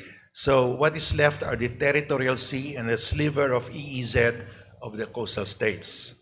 All right. So there's really no high seas that No, China recognizes. China denies that there are high seas. Correct. So China is saying the High Seas Treaty does not apply to the South China Sea because there are no high seas All right. in the South China. That's the bottom line. All right. So I'm afraid my optimism has just been erased completely, and I go back to the old, the old position where we have been since 2016. So what do we do now? So why did China sign this treaty in the first place? I'm perplexed Are by they that. dribbling us again, luring us, tempting us to, to go the legal way? Because even in the procedures, you can start questioning. There's a process all the way. If you make a proposal, they need to keep quiet, and at the end, that's when they will give their. So there's not even a slimmer of hope then that this can provide what I have been hoping for, a face saving that we Asians have been looking for. I thought that this will be China's ratification and signature. I'm quite happy with that. And ultimate ratification could perhaps be the famous face-saving device that she needs to have an indirect recognition of the high seas and UNCLOS, which in the first place, it's a signatory. So, I mean, ratification, China ratified UNCLOS, didn't she? And everything else, including the UN Charter. So while we will wait, no, I'd like to be hopeful, but yeah, is there hope? Yeah. Thank you. I'm hopeful also. At the ASEAN, most of the countries, most of the coastal countries recognize the high seas in the South China Sea. That's the reason why we are in the process of considering BBNJ, what we can call as heritage sites in the South China Sea. So these are, in the past we call these agreements beyond national jurisdictions, so for marine protected areas. So Malaysia is pushing for that. The Philippines and Indonesia are very supportive. And these are countries which are in the Coral Triangle, which is the center of marine biodiversity in the world. So I'm still hopeful. So I think the ASEAN should be very active and really participate in this BBNJ. And I think the Philippines should be active, not only in the technical portion, but in all the other portions or activities relating to BBNJ. Thank you. As what Justice has said, we have to be working hard and convince our neighbors that we can do this. Thank you. Thank you for the question. I'm also very cautiously optimistic. Cautiously. Well, there's still a lot of things to be seen. No? It's a very new agreement, and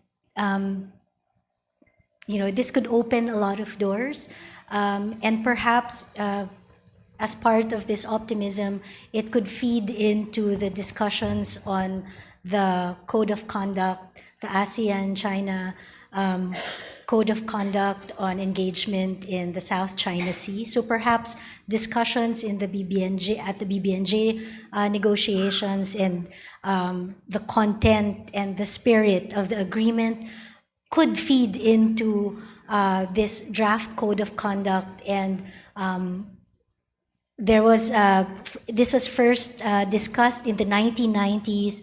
There was a declaration on this code of conduct, or the conduct in for engagement in the South China Sea in 2002.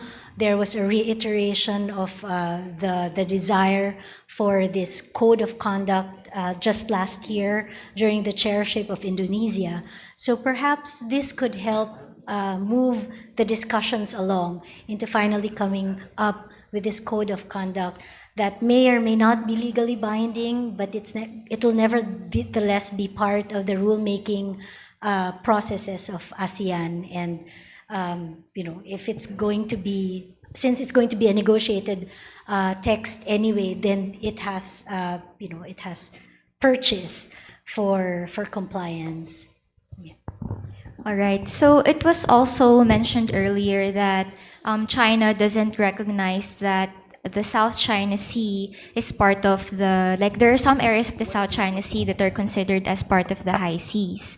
And we've seen this in how they have blatantly disregarded the Philippines' rights, or recognized the 2016 arbitral award, and also their illegal activities that have extensively damaged our coral reefs and the marine ecosystem, particularly in the Rizul Reef and the Escoda Shoal. So my question is, how can the international community work together to fight this kind of, I guess I would say, disinformation tactic, particularly since activities, even within territorial waters, have an effect to the marine biodiversity of areas beyond the national jurisdiction? Anyone? Well,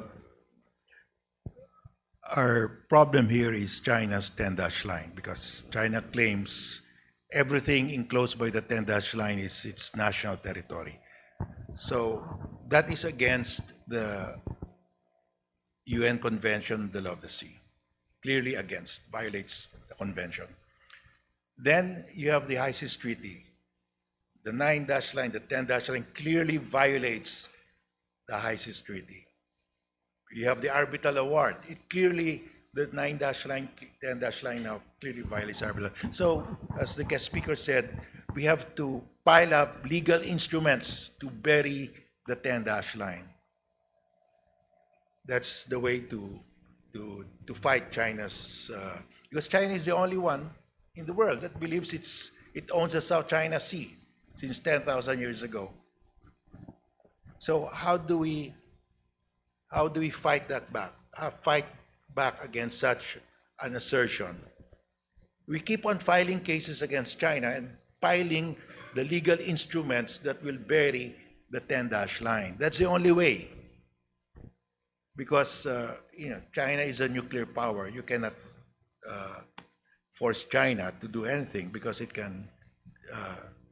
Nobody can fight China in the South China Sea. It's the only nuclear power in the South China Sea. So we have to keep on, as the guest speaker said, adding layers of legal instruments to bury the 10-line. Thank you.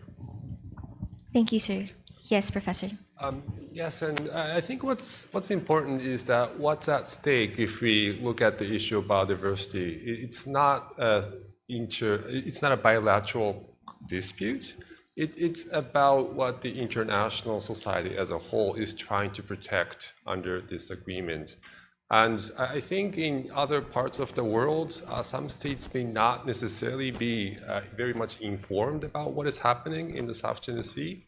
So if there are, for example, efforts to or proposals to establish a marine protected area in the South China Sea, I think that would really attract attention in terms of what we have to do to protect biodiversity. And I think that in turn will draw attention to the threats that are actually posed to biodiversity by some reckless behaviors by the People's Republic of China. And I think that kind of aspect is very important because, for example, if we look at the situation before the South China Sea Arbitral Award, I think many states view the issue as a bilateral or multilateral dispute, and for that reason, we're somewhat reluctant to sort of take sides. But now that we have the award, it's not an issue of China versus Philippines or China versus Vietnam or China versus any other state. It's about respect for the rule of law, and I think that has fundamentally changed states' approach. So it's not taking sides between China or the Philippines. It's about whether you support the rule of law or not. And I think that has been a very important aspect of the South China Sea Arbitral Award. And if we have this new BBNJ agreement, if there are proposals for a South China Sea marine protected area, I think it can have the same kind of effect. So I think it's very much important in that regard. Thank you. Yeah, let me talk as a marine scientist. No? So biodiversity within the national jurisdiction can affect biodiversity beyond the national jurisdiction. That's the reason why we have this BBNJ agreement. This is to protect biodiversity for humanity, not only for one region, for one country, but for humanity, for sustainability of the environment, for the sustainability of humanity. We are more marine. The earth is more marine than terrestrial.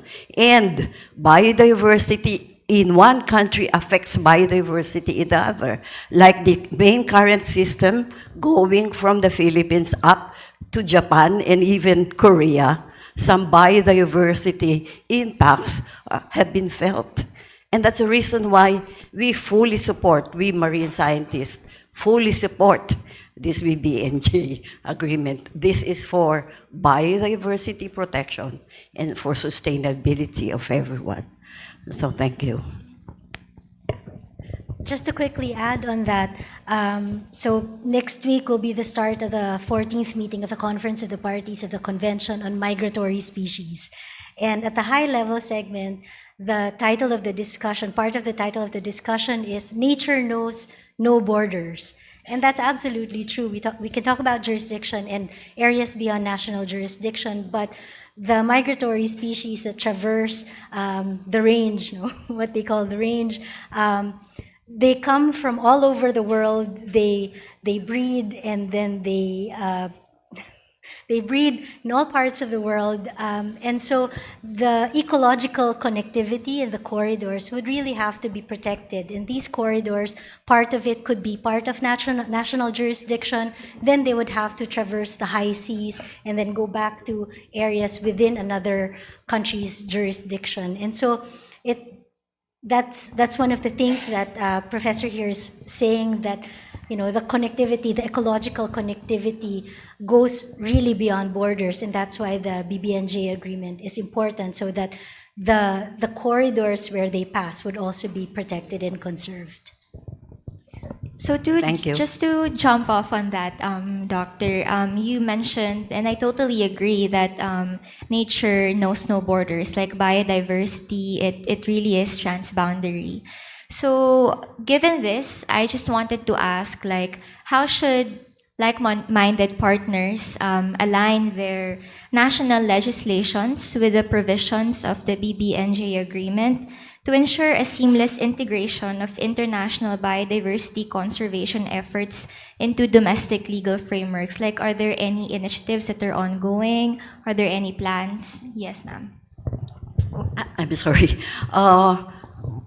I am a part of the technical working group for the Philippine Blue Economy Act, which has been passed in the lower house.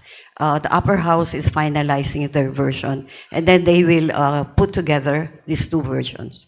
And protection of marine biodiversity is a part of that, because the blue economy is anchored on the protection of the marine biodiversity. So at the point of national jurisdiction, there is that provision. But of course, we can add to that the new agreement, which should be included in the Philippine Blue Economy Act. Thank you. Thank you. Does anybody else want to address that, or do we have questions from the audience? Okay, yes. Please state your name and organization so we can address you properly. Thank you.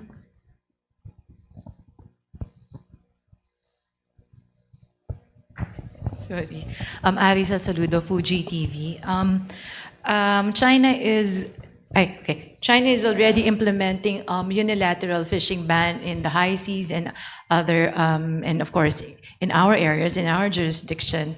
Will the BBNG supersede China's unilateral implementation? And also, if a country has been observed or deemed to have violated or abused this biodiversity blue marine environment, do we have fines or punishments for them? Thank you. Well, thank you very much for the question. And in terms of the unilateral measures that are already in place, of course, there is a question of that is consistent with UNCLOS. And for the areas beyond jurisdiction, it is certainly not. So I think there's a question of how that should be dealt with in the proposals in the event that the proposal for a marine protected area in the high seas of the South China Sea actually goes forward. But I would suggest that those should not really be taken into account because of their inconsistency with UNCLOS. And in terms of securing effectiveness, the BBNJ agreement itself, of course, does not prescribe any kind of penalties for states that do not comply with the agreement, but it does have a compliance committee. And this is what UNCLOS does not have. UNCLOS does not have a committee to discuss non-compliance issues, but the BBNJ agreement will have a compliance committee which is mandated to address both individual and systemic issues. So there is a possibility if there is a measure and if China is bound by it and if China does not comply, this can be brought to the compliance committee. Of course, in the end, it's probably all about political pressure, but it's under UNCLOS, of course, unless you invoke the dispute settlement, there is no forum to discuss non-compliance. But for the BBNJ, there is a forum. And so there is a possibility of any non-compliance issues being brought to that committee. So I think that's a new addition that we have under the agreement. Thank you. So I just received a question from the audience. I'll just read it. It says, do you think a protected area in South China Sea is possible considering that there is heavy maritime traffic there? And second, is there a body that deals with biodiversity in the high seas? And also, last question is that, are there initiatives from Japan on the successful implementation of the BBNJ agreement? So, so there were several questions. Yes, there are several, sorry.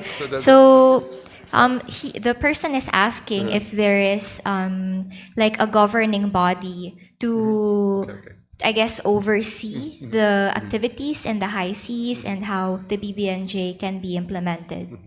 Okay, yeah, thank you very much. So I think that goes to the core of what actually the BBNJ agreement does. And in terms of whether there is an organization that oversees these kinds of biodiversity issues, that was precisely the problem. And of course, there are international bodies looking at different aspects of marine biodiversity. For example, in some parts of the high seas, there are bodies called regional fisheries management organizations, which take measures to conserve the fisheries resources of the high seas, but those only deal with the living species that are under their mandate. And for example, when we look at the impact of shipping, I think that was part of the question. The International Maritime Organization has the power to establish something called particularly sensitive sea areas, PSSAs. Those have never been established on the high seas, but it's possible that they can. And those areas are designated where it can be anticipated that there is a need to protect the marine environment from shipping activities. But the big problem was that we don't have a consistent overall picture. And what the BBNJ agreement is trying to do is to provide a framework for establishing new areas where there is none.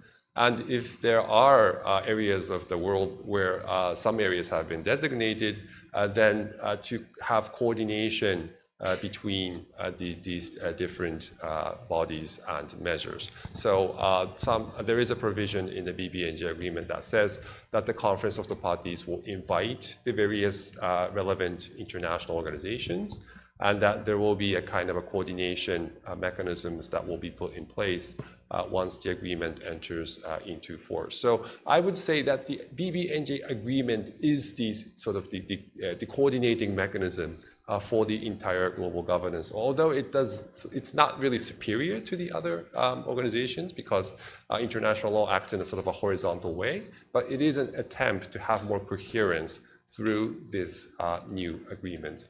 And also maybe something that I should clarify is that when we talk about marine protected areas, it does not necessarily mean that we can't take any activities in that area. So sometimes I think that is something that is widely misunderstood. It's about designating an area, and then you have to figure out what kind of specific measures you want in that area. And sometimes if it's a very extreme situation, the area may benefit from no human activity at all, but I think that will be a very rare situation. And I think what needs to be done depends on the scientific evidence, what kind of threats there are to the existing marine environment. And so the necessary measures will also be considered by the Conference of the Parties based on scientific information and based on recommendation by the scientific and technical body. So I think that probably relates to the first part of the question. I think this is something that is sometimes misunderstood, so I think I should make that clear. Thank you very much. Thank you. Anyone else want to address That was the an question? excellent Yes. explanation. Just to add, There are many types, 2 to 3 types of marine protected areas. One could be a reserve, or the other one a park. So there could be some limited fishing in some areas. And there should be more scientific studies from the region, the coastal communities, and the countries in the area to support the possible transformation of some areas into a marine park or a marine reserve or whatever. And that's the reason why we need more of these scientific studies in these countries along the South China Sea. And we are pushing that at the ASEAN Subcommittee on Marine Science and Technology, wherein I am the focal person for the Philippines, and I used to head the committee for more than a year. Just ended in December. And we have been talking about these possible protected areas in the South China Sea. Thank you. All right, so in relation to that, establishing and maintaining marine protected areas would, I think, definitely require partnership, both on the national level and on the international level. So given this, are there any, I would say, best practices or successful cases that any of the panelists can share with us? Or like strategies to successfully implement MPAs?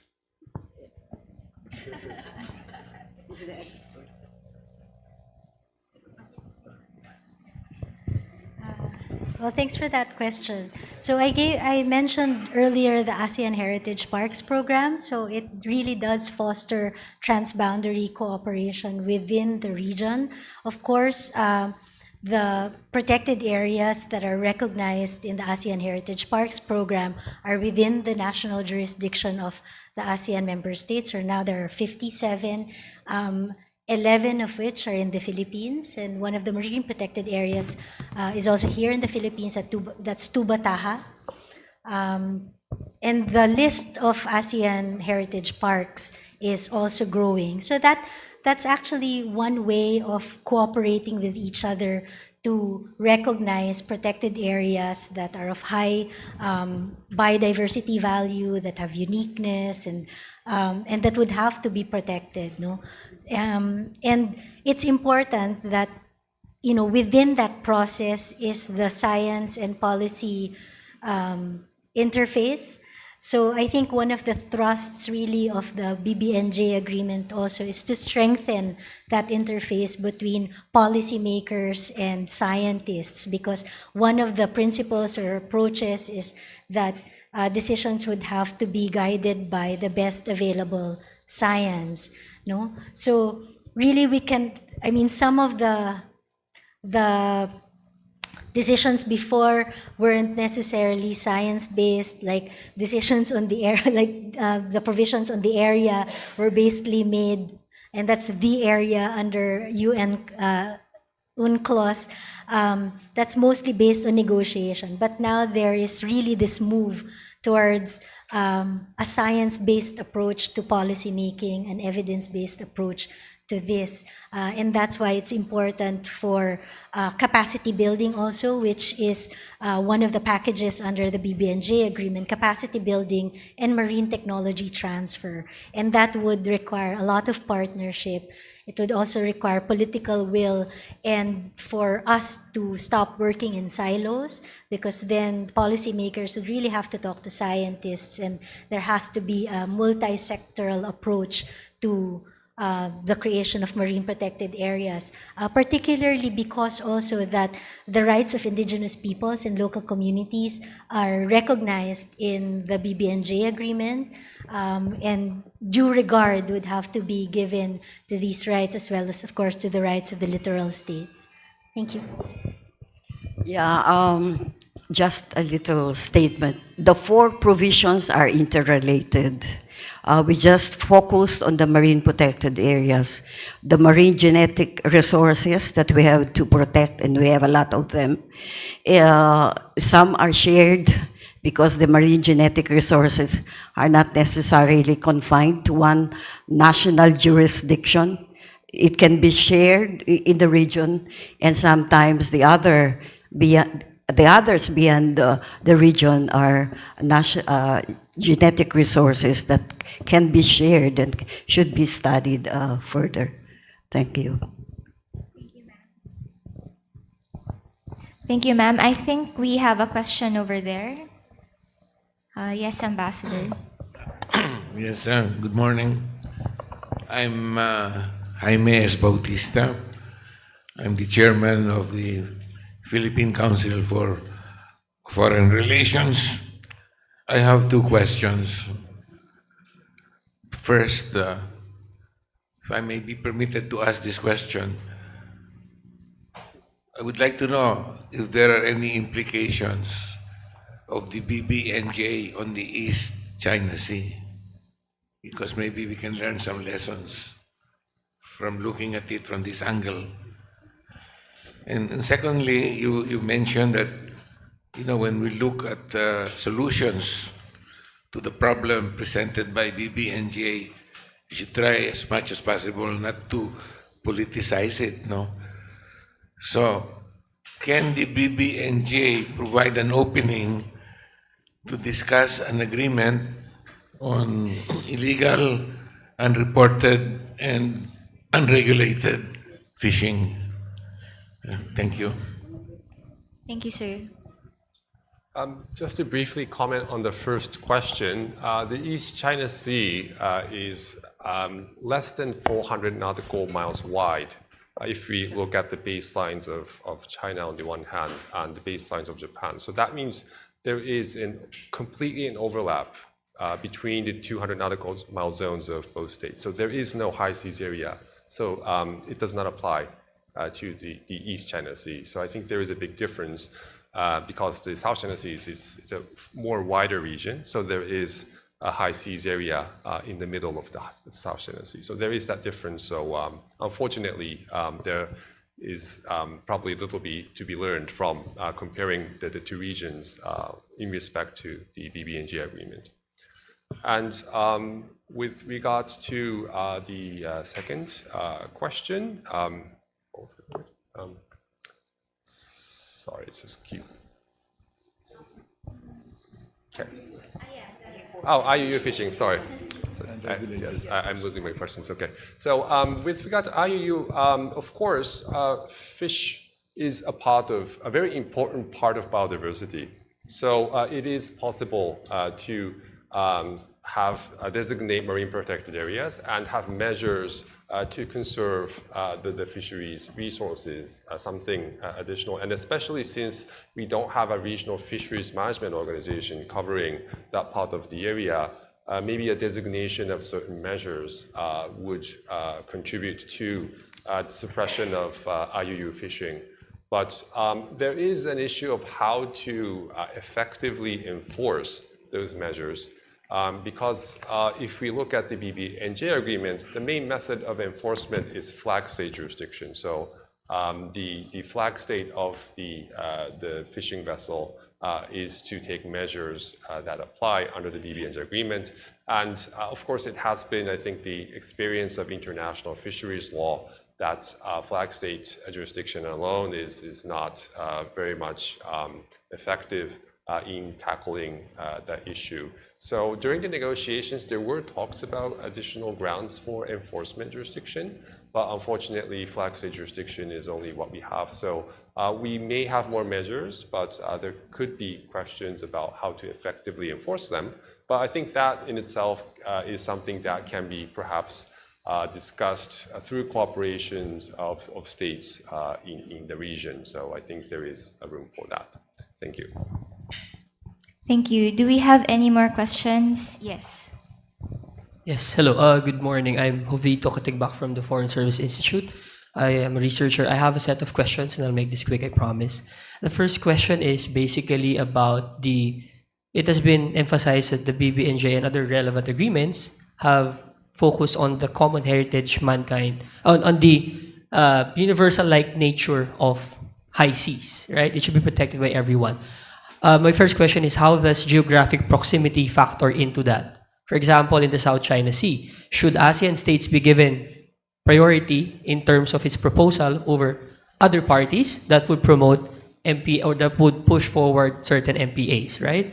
My second question is regarding the call-in mechanism or provision in the BBNJ. The call-in mechanism basically allows other countries to register their views during the environmental impact assessment screening stage. But if you look at it, the scientific body may give non-binding recommendations. So, how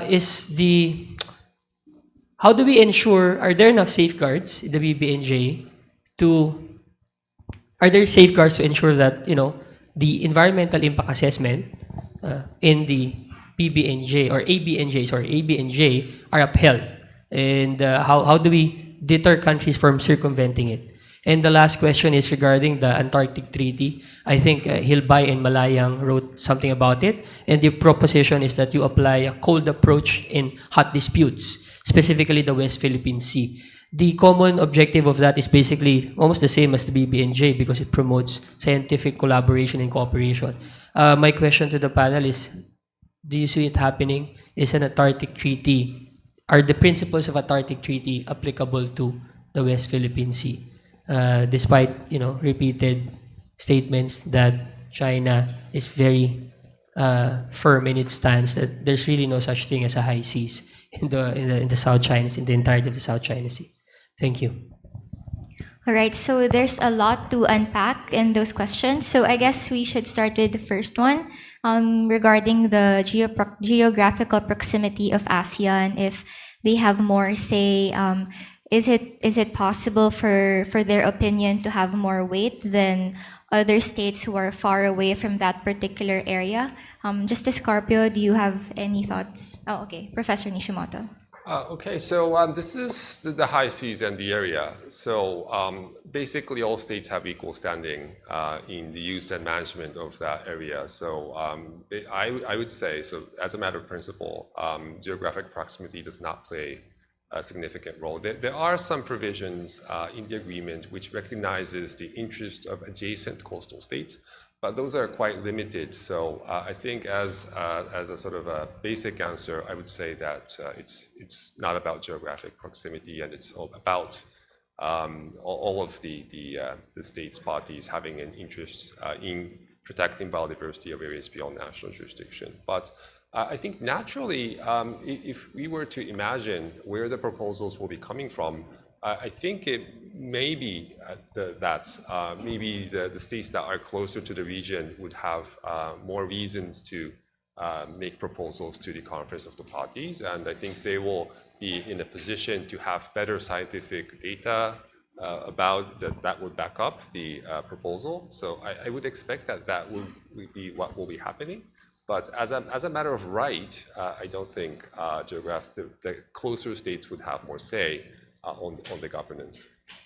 So does that mean that for instances, like say for example, there's something happening in the high seas within ASEAN, then the 2/3 majority rule will still apply? Is that correct? The 3/4 yes majority 3/4 is required. So states are on a very much equal footing on that regard. So every vote counts, even if you're close to the region, even if you're very far from the region. That vote counts towards the 3/4 majority. All right, so the second question is regarding a call-in mechanism. Dr. Azanza, would you have anything to say? I was not able to get the question. I was listening to intently to the answer, to which I agree.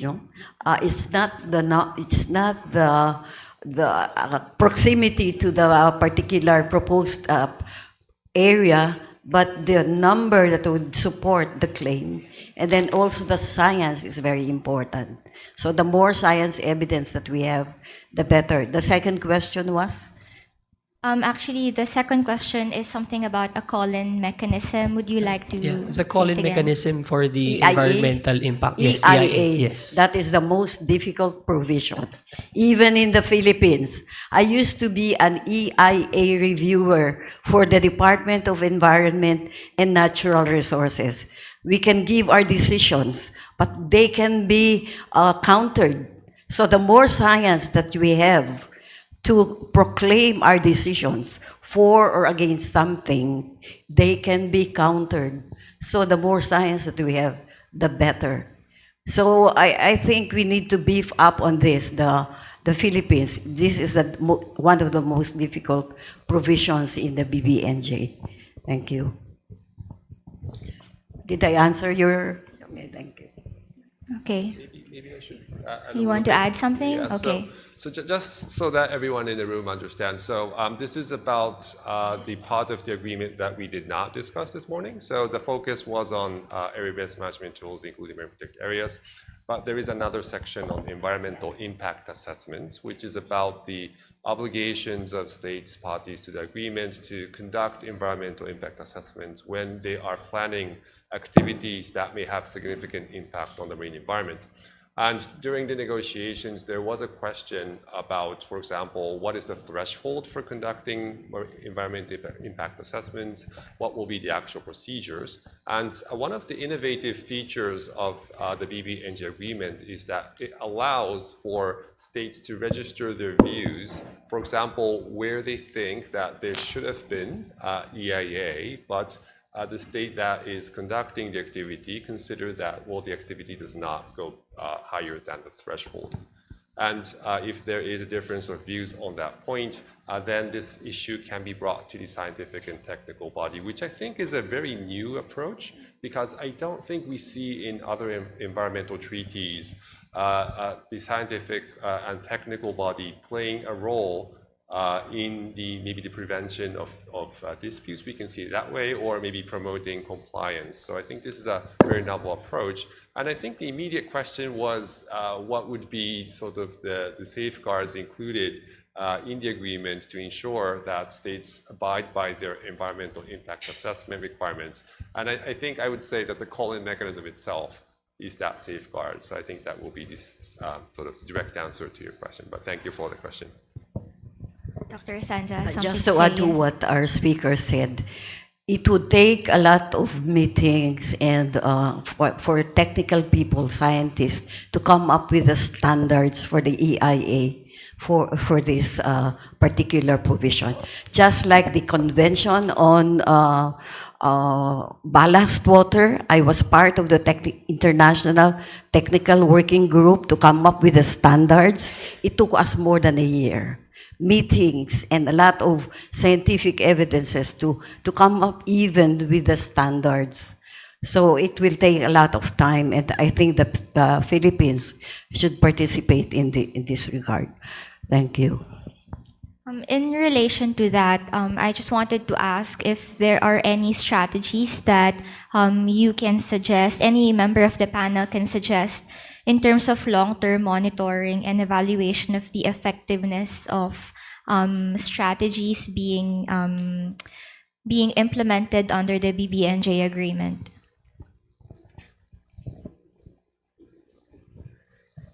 First, it's difficult at this point to think about long-term strategies because these are certainly early days. Like it has just opened for signature in September 2023. It will still be open for signature until 2025. There is as yet one state party to it, and that's Palau. Even in the Philippines, we don't know when the Philippines is going to ratify it. Sometimes, countries sign agreements but never ratify them. So those are some of the threshold challenges especially when you have a new treaty such as the BBNJ agreement, because there are a lot of treaties that are already in force but have to which countries are not parties to. But in the here and the now, like I said before, there are existing multilateral environmental agreements. There are existing mechanisms that we could already be implementing, and as part also of our preparation for BBNJ. So the Kunming-Montreal Global Biodiversity Framework looks at the updating of national biodiversity strategic action plans, or the NBSAP. And now we're looking at a whole of community approach, a multi-sectoral approach to the conservation and sustainable use of biodiversity. And going from the national level at the regional level, we can see that the Regional Comprehensive Economic Partnership, for example, that's a big partnership. That's like a significant amount of the GDP of the world is actually represented from the member states of the RCEP. And when you look at it, Section 17.10 of RCEP actually talks about biodiversity, and that's multi-sectoralism for you. Because of course it's an economic agreement. It's one of the biggest, if not the biggest, agreements. Japan, Korea, China, New Zealand, Australia, and of course the ASEAN member states are parties to it. And then it does have a provision on the rights and responsibilities of the parties of the RCEP under the Convention on Biological Diversity. And so here we see a lot of interfaces, the science and policy making interface, then the multi-sectoral approach, and that's because that's the trend, synergies among multilateral environmental agreements, synergies amongst our efforts to conserve biodiversity, because it's an urgent concern. And of course, it's not just biodiversity loss, but climate change and pollution. So those are the triple threats to humankind, as we say. And one of the developments in the BBNJ agreement is that we now refer to it as the common heritage of humankind, going to gender inclusivity this time. So these are, a lot of moving plates, moving pieces that we have to look at with a coherent perspective, so that we can all work together with partners and with other states, because it is a crisis. It's a crisis that we're all facing. Thank you for that. I was just informed that we're running out of time, so maybe we can accommodate one more question from the audience. Yes, ma'am. Hi. Dr. De La Rosa, and then, one last from ABS-CBN. Good morning. We'd like to acknowledge the lecture of Professor. There are two approaches. There's the hard and the soft approach to this dilemma.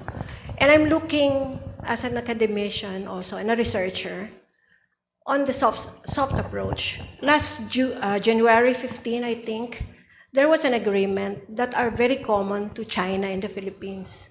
And they agreed on a joint or a collaborative research in maritime, particularly in the West Philippine Sea. There were three things that they agreed. First is that biodiversity is transboundary, which is very, very important. And then they agree also on the ecosystems services that these maritime resources have given us. And the number three is the agree that there is threat in the depletion of our marine resources. Having said that, you have common denominator, and these can be resolved by scientific research. And this agreement could probably lead the way of a more softer and informed decisions, which would give us ample time until the ratification. It's about 2 years from now. So I guess that is one way of saying, let's probably do it in a more, it's still diplomatic, and yet we are coming from a form which is beyond race, which is education and research. So even in our research paradigm, we recognize that we are to protect our environment entirely as a whole of humanity. So I think we could probably agree on that. Actually, it was mediated by DFA.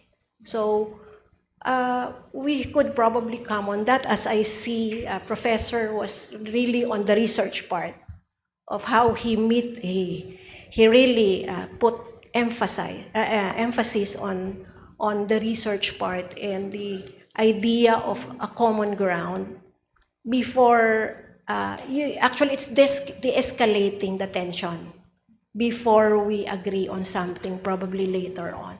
So I guess it's a time for the both parties in even the other countries in ASEAN, as I agree with the professor, to go about through a common ground, which is research on the maritime resources to avert the further the extinction of most of our maritime resources in a very near time. Malapit na po.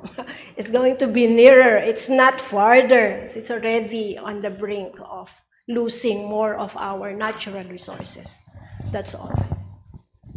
Thank you, ma'am. Any comments or insights from our speakers? Thank you. Of course, I'm a researcher and I have been collaborating with almost all countries with marine waters. We have the so-called sustainability initiative in the marginal seas of South and Southeast Asia. And included in that network would be mainland China, Taiwan, Japan, the Philippines, and many other coastal countries in the South China Sea. There are researches, there are so many initiatives, there could be many evidences, but as pointed out by the rest of the panel, the nexus between research and evidences and the policies and their implementation, that will be the hurdle. But of course, I am not telling us not to go through the soft way. We're doing that. We're publishing, we're interacting, we're presenting in international bodies, giving our results to policymakers and so on and so forth. I agree with you. But when this particular policy be implemented, is fully implemented and justifiably implemented, that would be the problem. Baka wala na tayong resources, not only in the Philippines, but also in the rest of the world and the region. Thank you, with climate change and everything. So I agree, BBNJ is a very important agreement for ratification and proper implementation. Thank you. All right, so we'll have our last question. Yes, sir. Hi, good morning. Johnson from ABS-CBN. Please help us understand, how will this BBNJ agreement help Filipino fishermen in the West Philippine Sea, like for example, those in Masinloc, Zambales? Will this agreement stop China Coast Guard or the Chinese militia from, stopping our kababayans to catch fish in that part of the West Philippine Sea? Thank you. Justice Carpio? Well, the BBNJ is also called the High Seas Treaty, operates beyond national jurisdiction. Now, Bao de Masinloc, Scarborough, we claim it as our own. China claims it as their own territory also. So it's within national jurisdiction. So it will help our fishermen indirectly, because if you preserve the marine environment, marine biodiversity in the high seas and in the area, then that improves the fishing ground, the fish within our exclusive economic zone, because the fish cross all these maritime zones. So that will be the indirect help from my point of view. Maybe our guest speaker has something else. I think I don't have much to add. So for example, will the BBNJ agreement stop China Coast Guard vessels from intruding and operating within your jurisdictional waters? I think the answer clearly would be no. But it does have much to contribute indirectly in the sense that Judge Carpio just mentioned. And I think it also is a way in which the Philippines or any other states wanting to make the proposal to really push back on China's claiming most of the South China Sea as its own. So I would say it's important, but its effects will not sort of be in a direct way to safeguard the Philippines' interests in the West Philippine Sea. Thank you. All right, so that's it for panel discussion.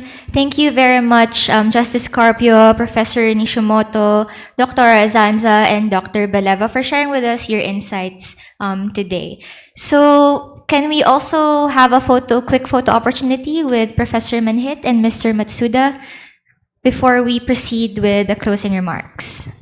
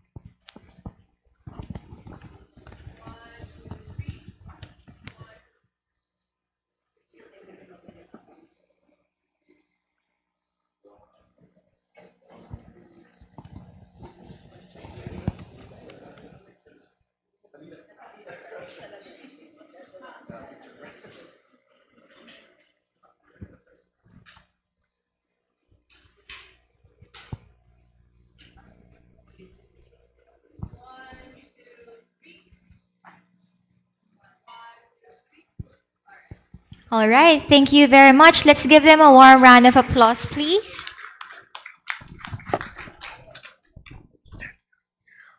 So to officially close today's program,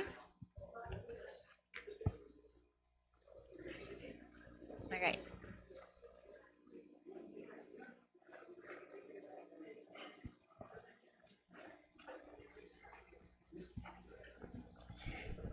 I'll introduce you. To officially close today's program, please welcome Professor Manhit, Stratbase Institute's president. Good morning to everyone. I'd like to take this opportunity to thank our speakers, our reactors.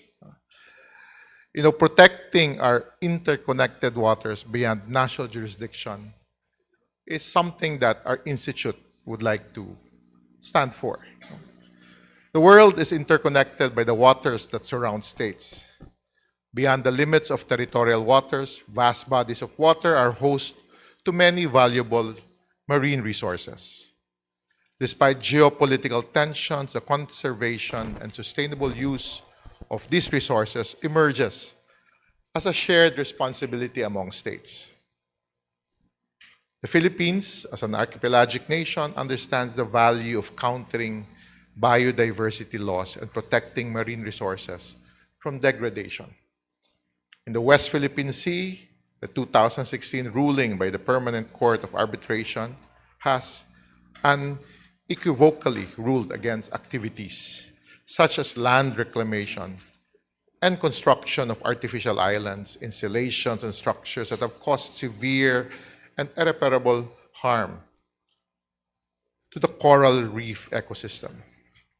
Furthermore, in 2003, just last year, our own armed forces of the Philippines reported massive illegal coral harvesting in the Rose's Reef and the dumping of dead corals at Sandy Cay in the West Philippine Sea. Our institute consider these acts of aggression as acts of aggression and coercion. Incidents such as these highlights the negative impact of national security on the environment. We call this non-traditional security threats. As early as 2002, when we did a national study, majority of Filipinos believe that among the most important reasons to protect the West Philippine Sea is the protection of marine resources and environment from further destruction and prevention of the abuse. In light of these considerations, the Philippines places a high priority on maritime security. The commitment to secure the territorial waters is not only limited to implementing national security strategy, but also extends to protecting the marine environment. And to fulfill this commitment, the country must take a whole of society approach or a whole of community approach, which I heard for the first time. Good idea po. Including the government, private sector, and civil society organizations, recognizing the varying effects of marine security risk on geopolitics, economy, trade, infrastructure, tourism, international law, and scientific research, among others. Civil maritime efforts across various sectors must be in close collaboration with one another to ensure overall peace and stability in the region. States have learned the value of their territorial waters, the lessons learned from the Philippine experience, as well as the experience of other countries in safeguarding their maritime resources, reflect the opportunities and risk of our interconnected water. Despite the laws and agreements that are in place, issues involving maritime territories and their resources continue to persist. With the same commitment that moves states to diligently safeguard their marine resources, states are also expected to protect biodiversity beyond national jurisdiction. The implementation of BBNJ agreement is a demonstration of our commitment to civil maritime security. The collective pursuit of conservation and sustainable resource utilization unites the international community in the Indo-Pacific region. The agreement is only the first step. In realizing this collective objective, let us equip ourselves with the knowledge and shared technical expertise to protect the global commons. Similar to a whole of society, whole of community approach, engagements with stakeholders from various sectors are also critical in implementing this agreement. Overall, the Stratbase Institute sees the agreement as a demonstration of what multilateral cooperation should look like in a rules-based international system. The depths of the ocean call on the international community to work together protecting shared marine resources. Such cooperation contributes to strengthen a rules-based international order that has so far fostered peace and stability in international relations. Looking ahead, the challenge lies in sustaining the different states' commitment to this agreement, ensuring the successful attainment of its objectives. Our united stance in caring for our waters reflect our deep interconnectedness, transcending national borders. Let us remain committed to the conservation and sustainability of marine resources in the Indo-Pacific. Together, and I thank Professor Kentaro for being with us. I thank the Japanese Embassy through DCM Matsuda for bringing us all together today and learning from their thoughts. Let us protect our interconnected waters beyond national jurisdiction. Again, good morning, and thank you for joining us.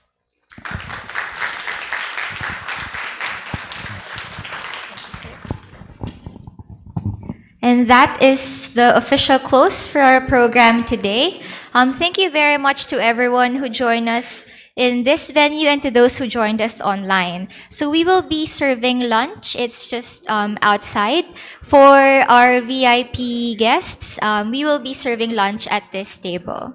So we would like to invite you all again to join us next week, February 13, that's a Tuesday, to another event titled Unveiling Asymmetric Challenges Through Assertive Transparency, to be held at the Asian Institute of Management from 9 o'clock to 11:30 a.m. For this event, we will be talking about disinformation tactics in the West Philippine Sea. Again, this has been Kat Guerrero. Have a wonderful rest of the day, everyone.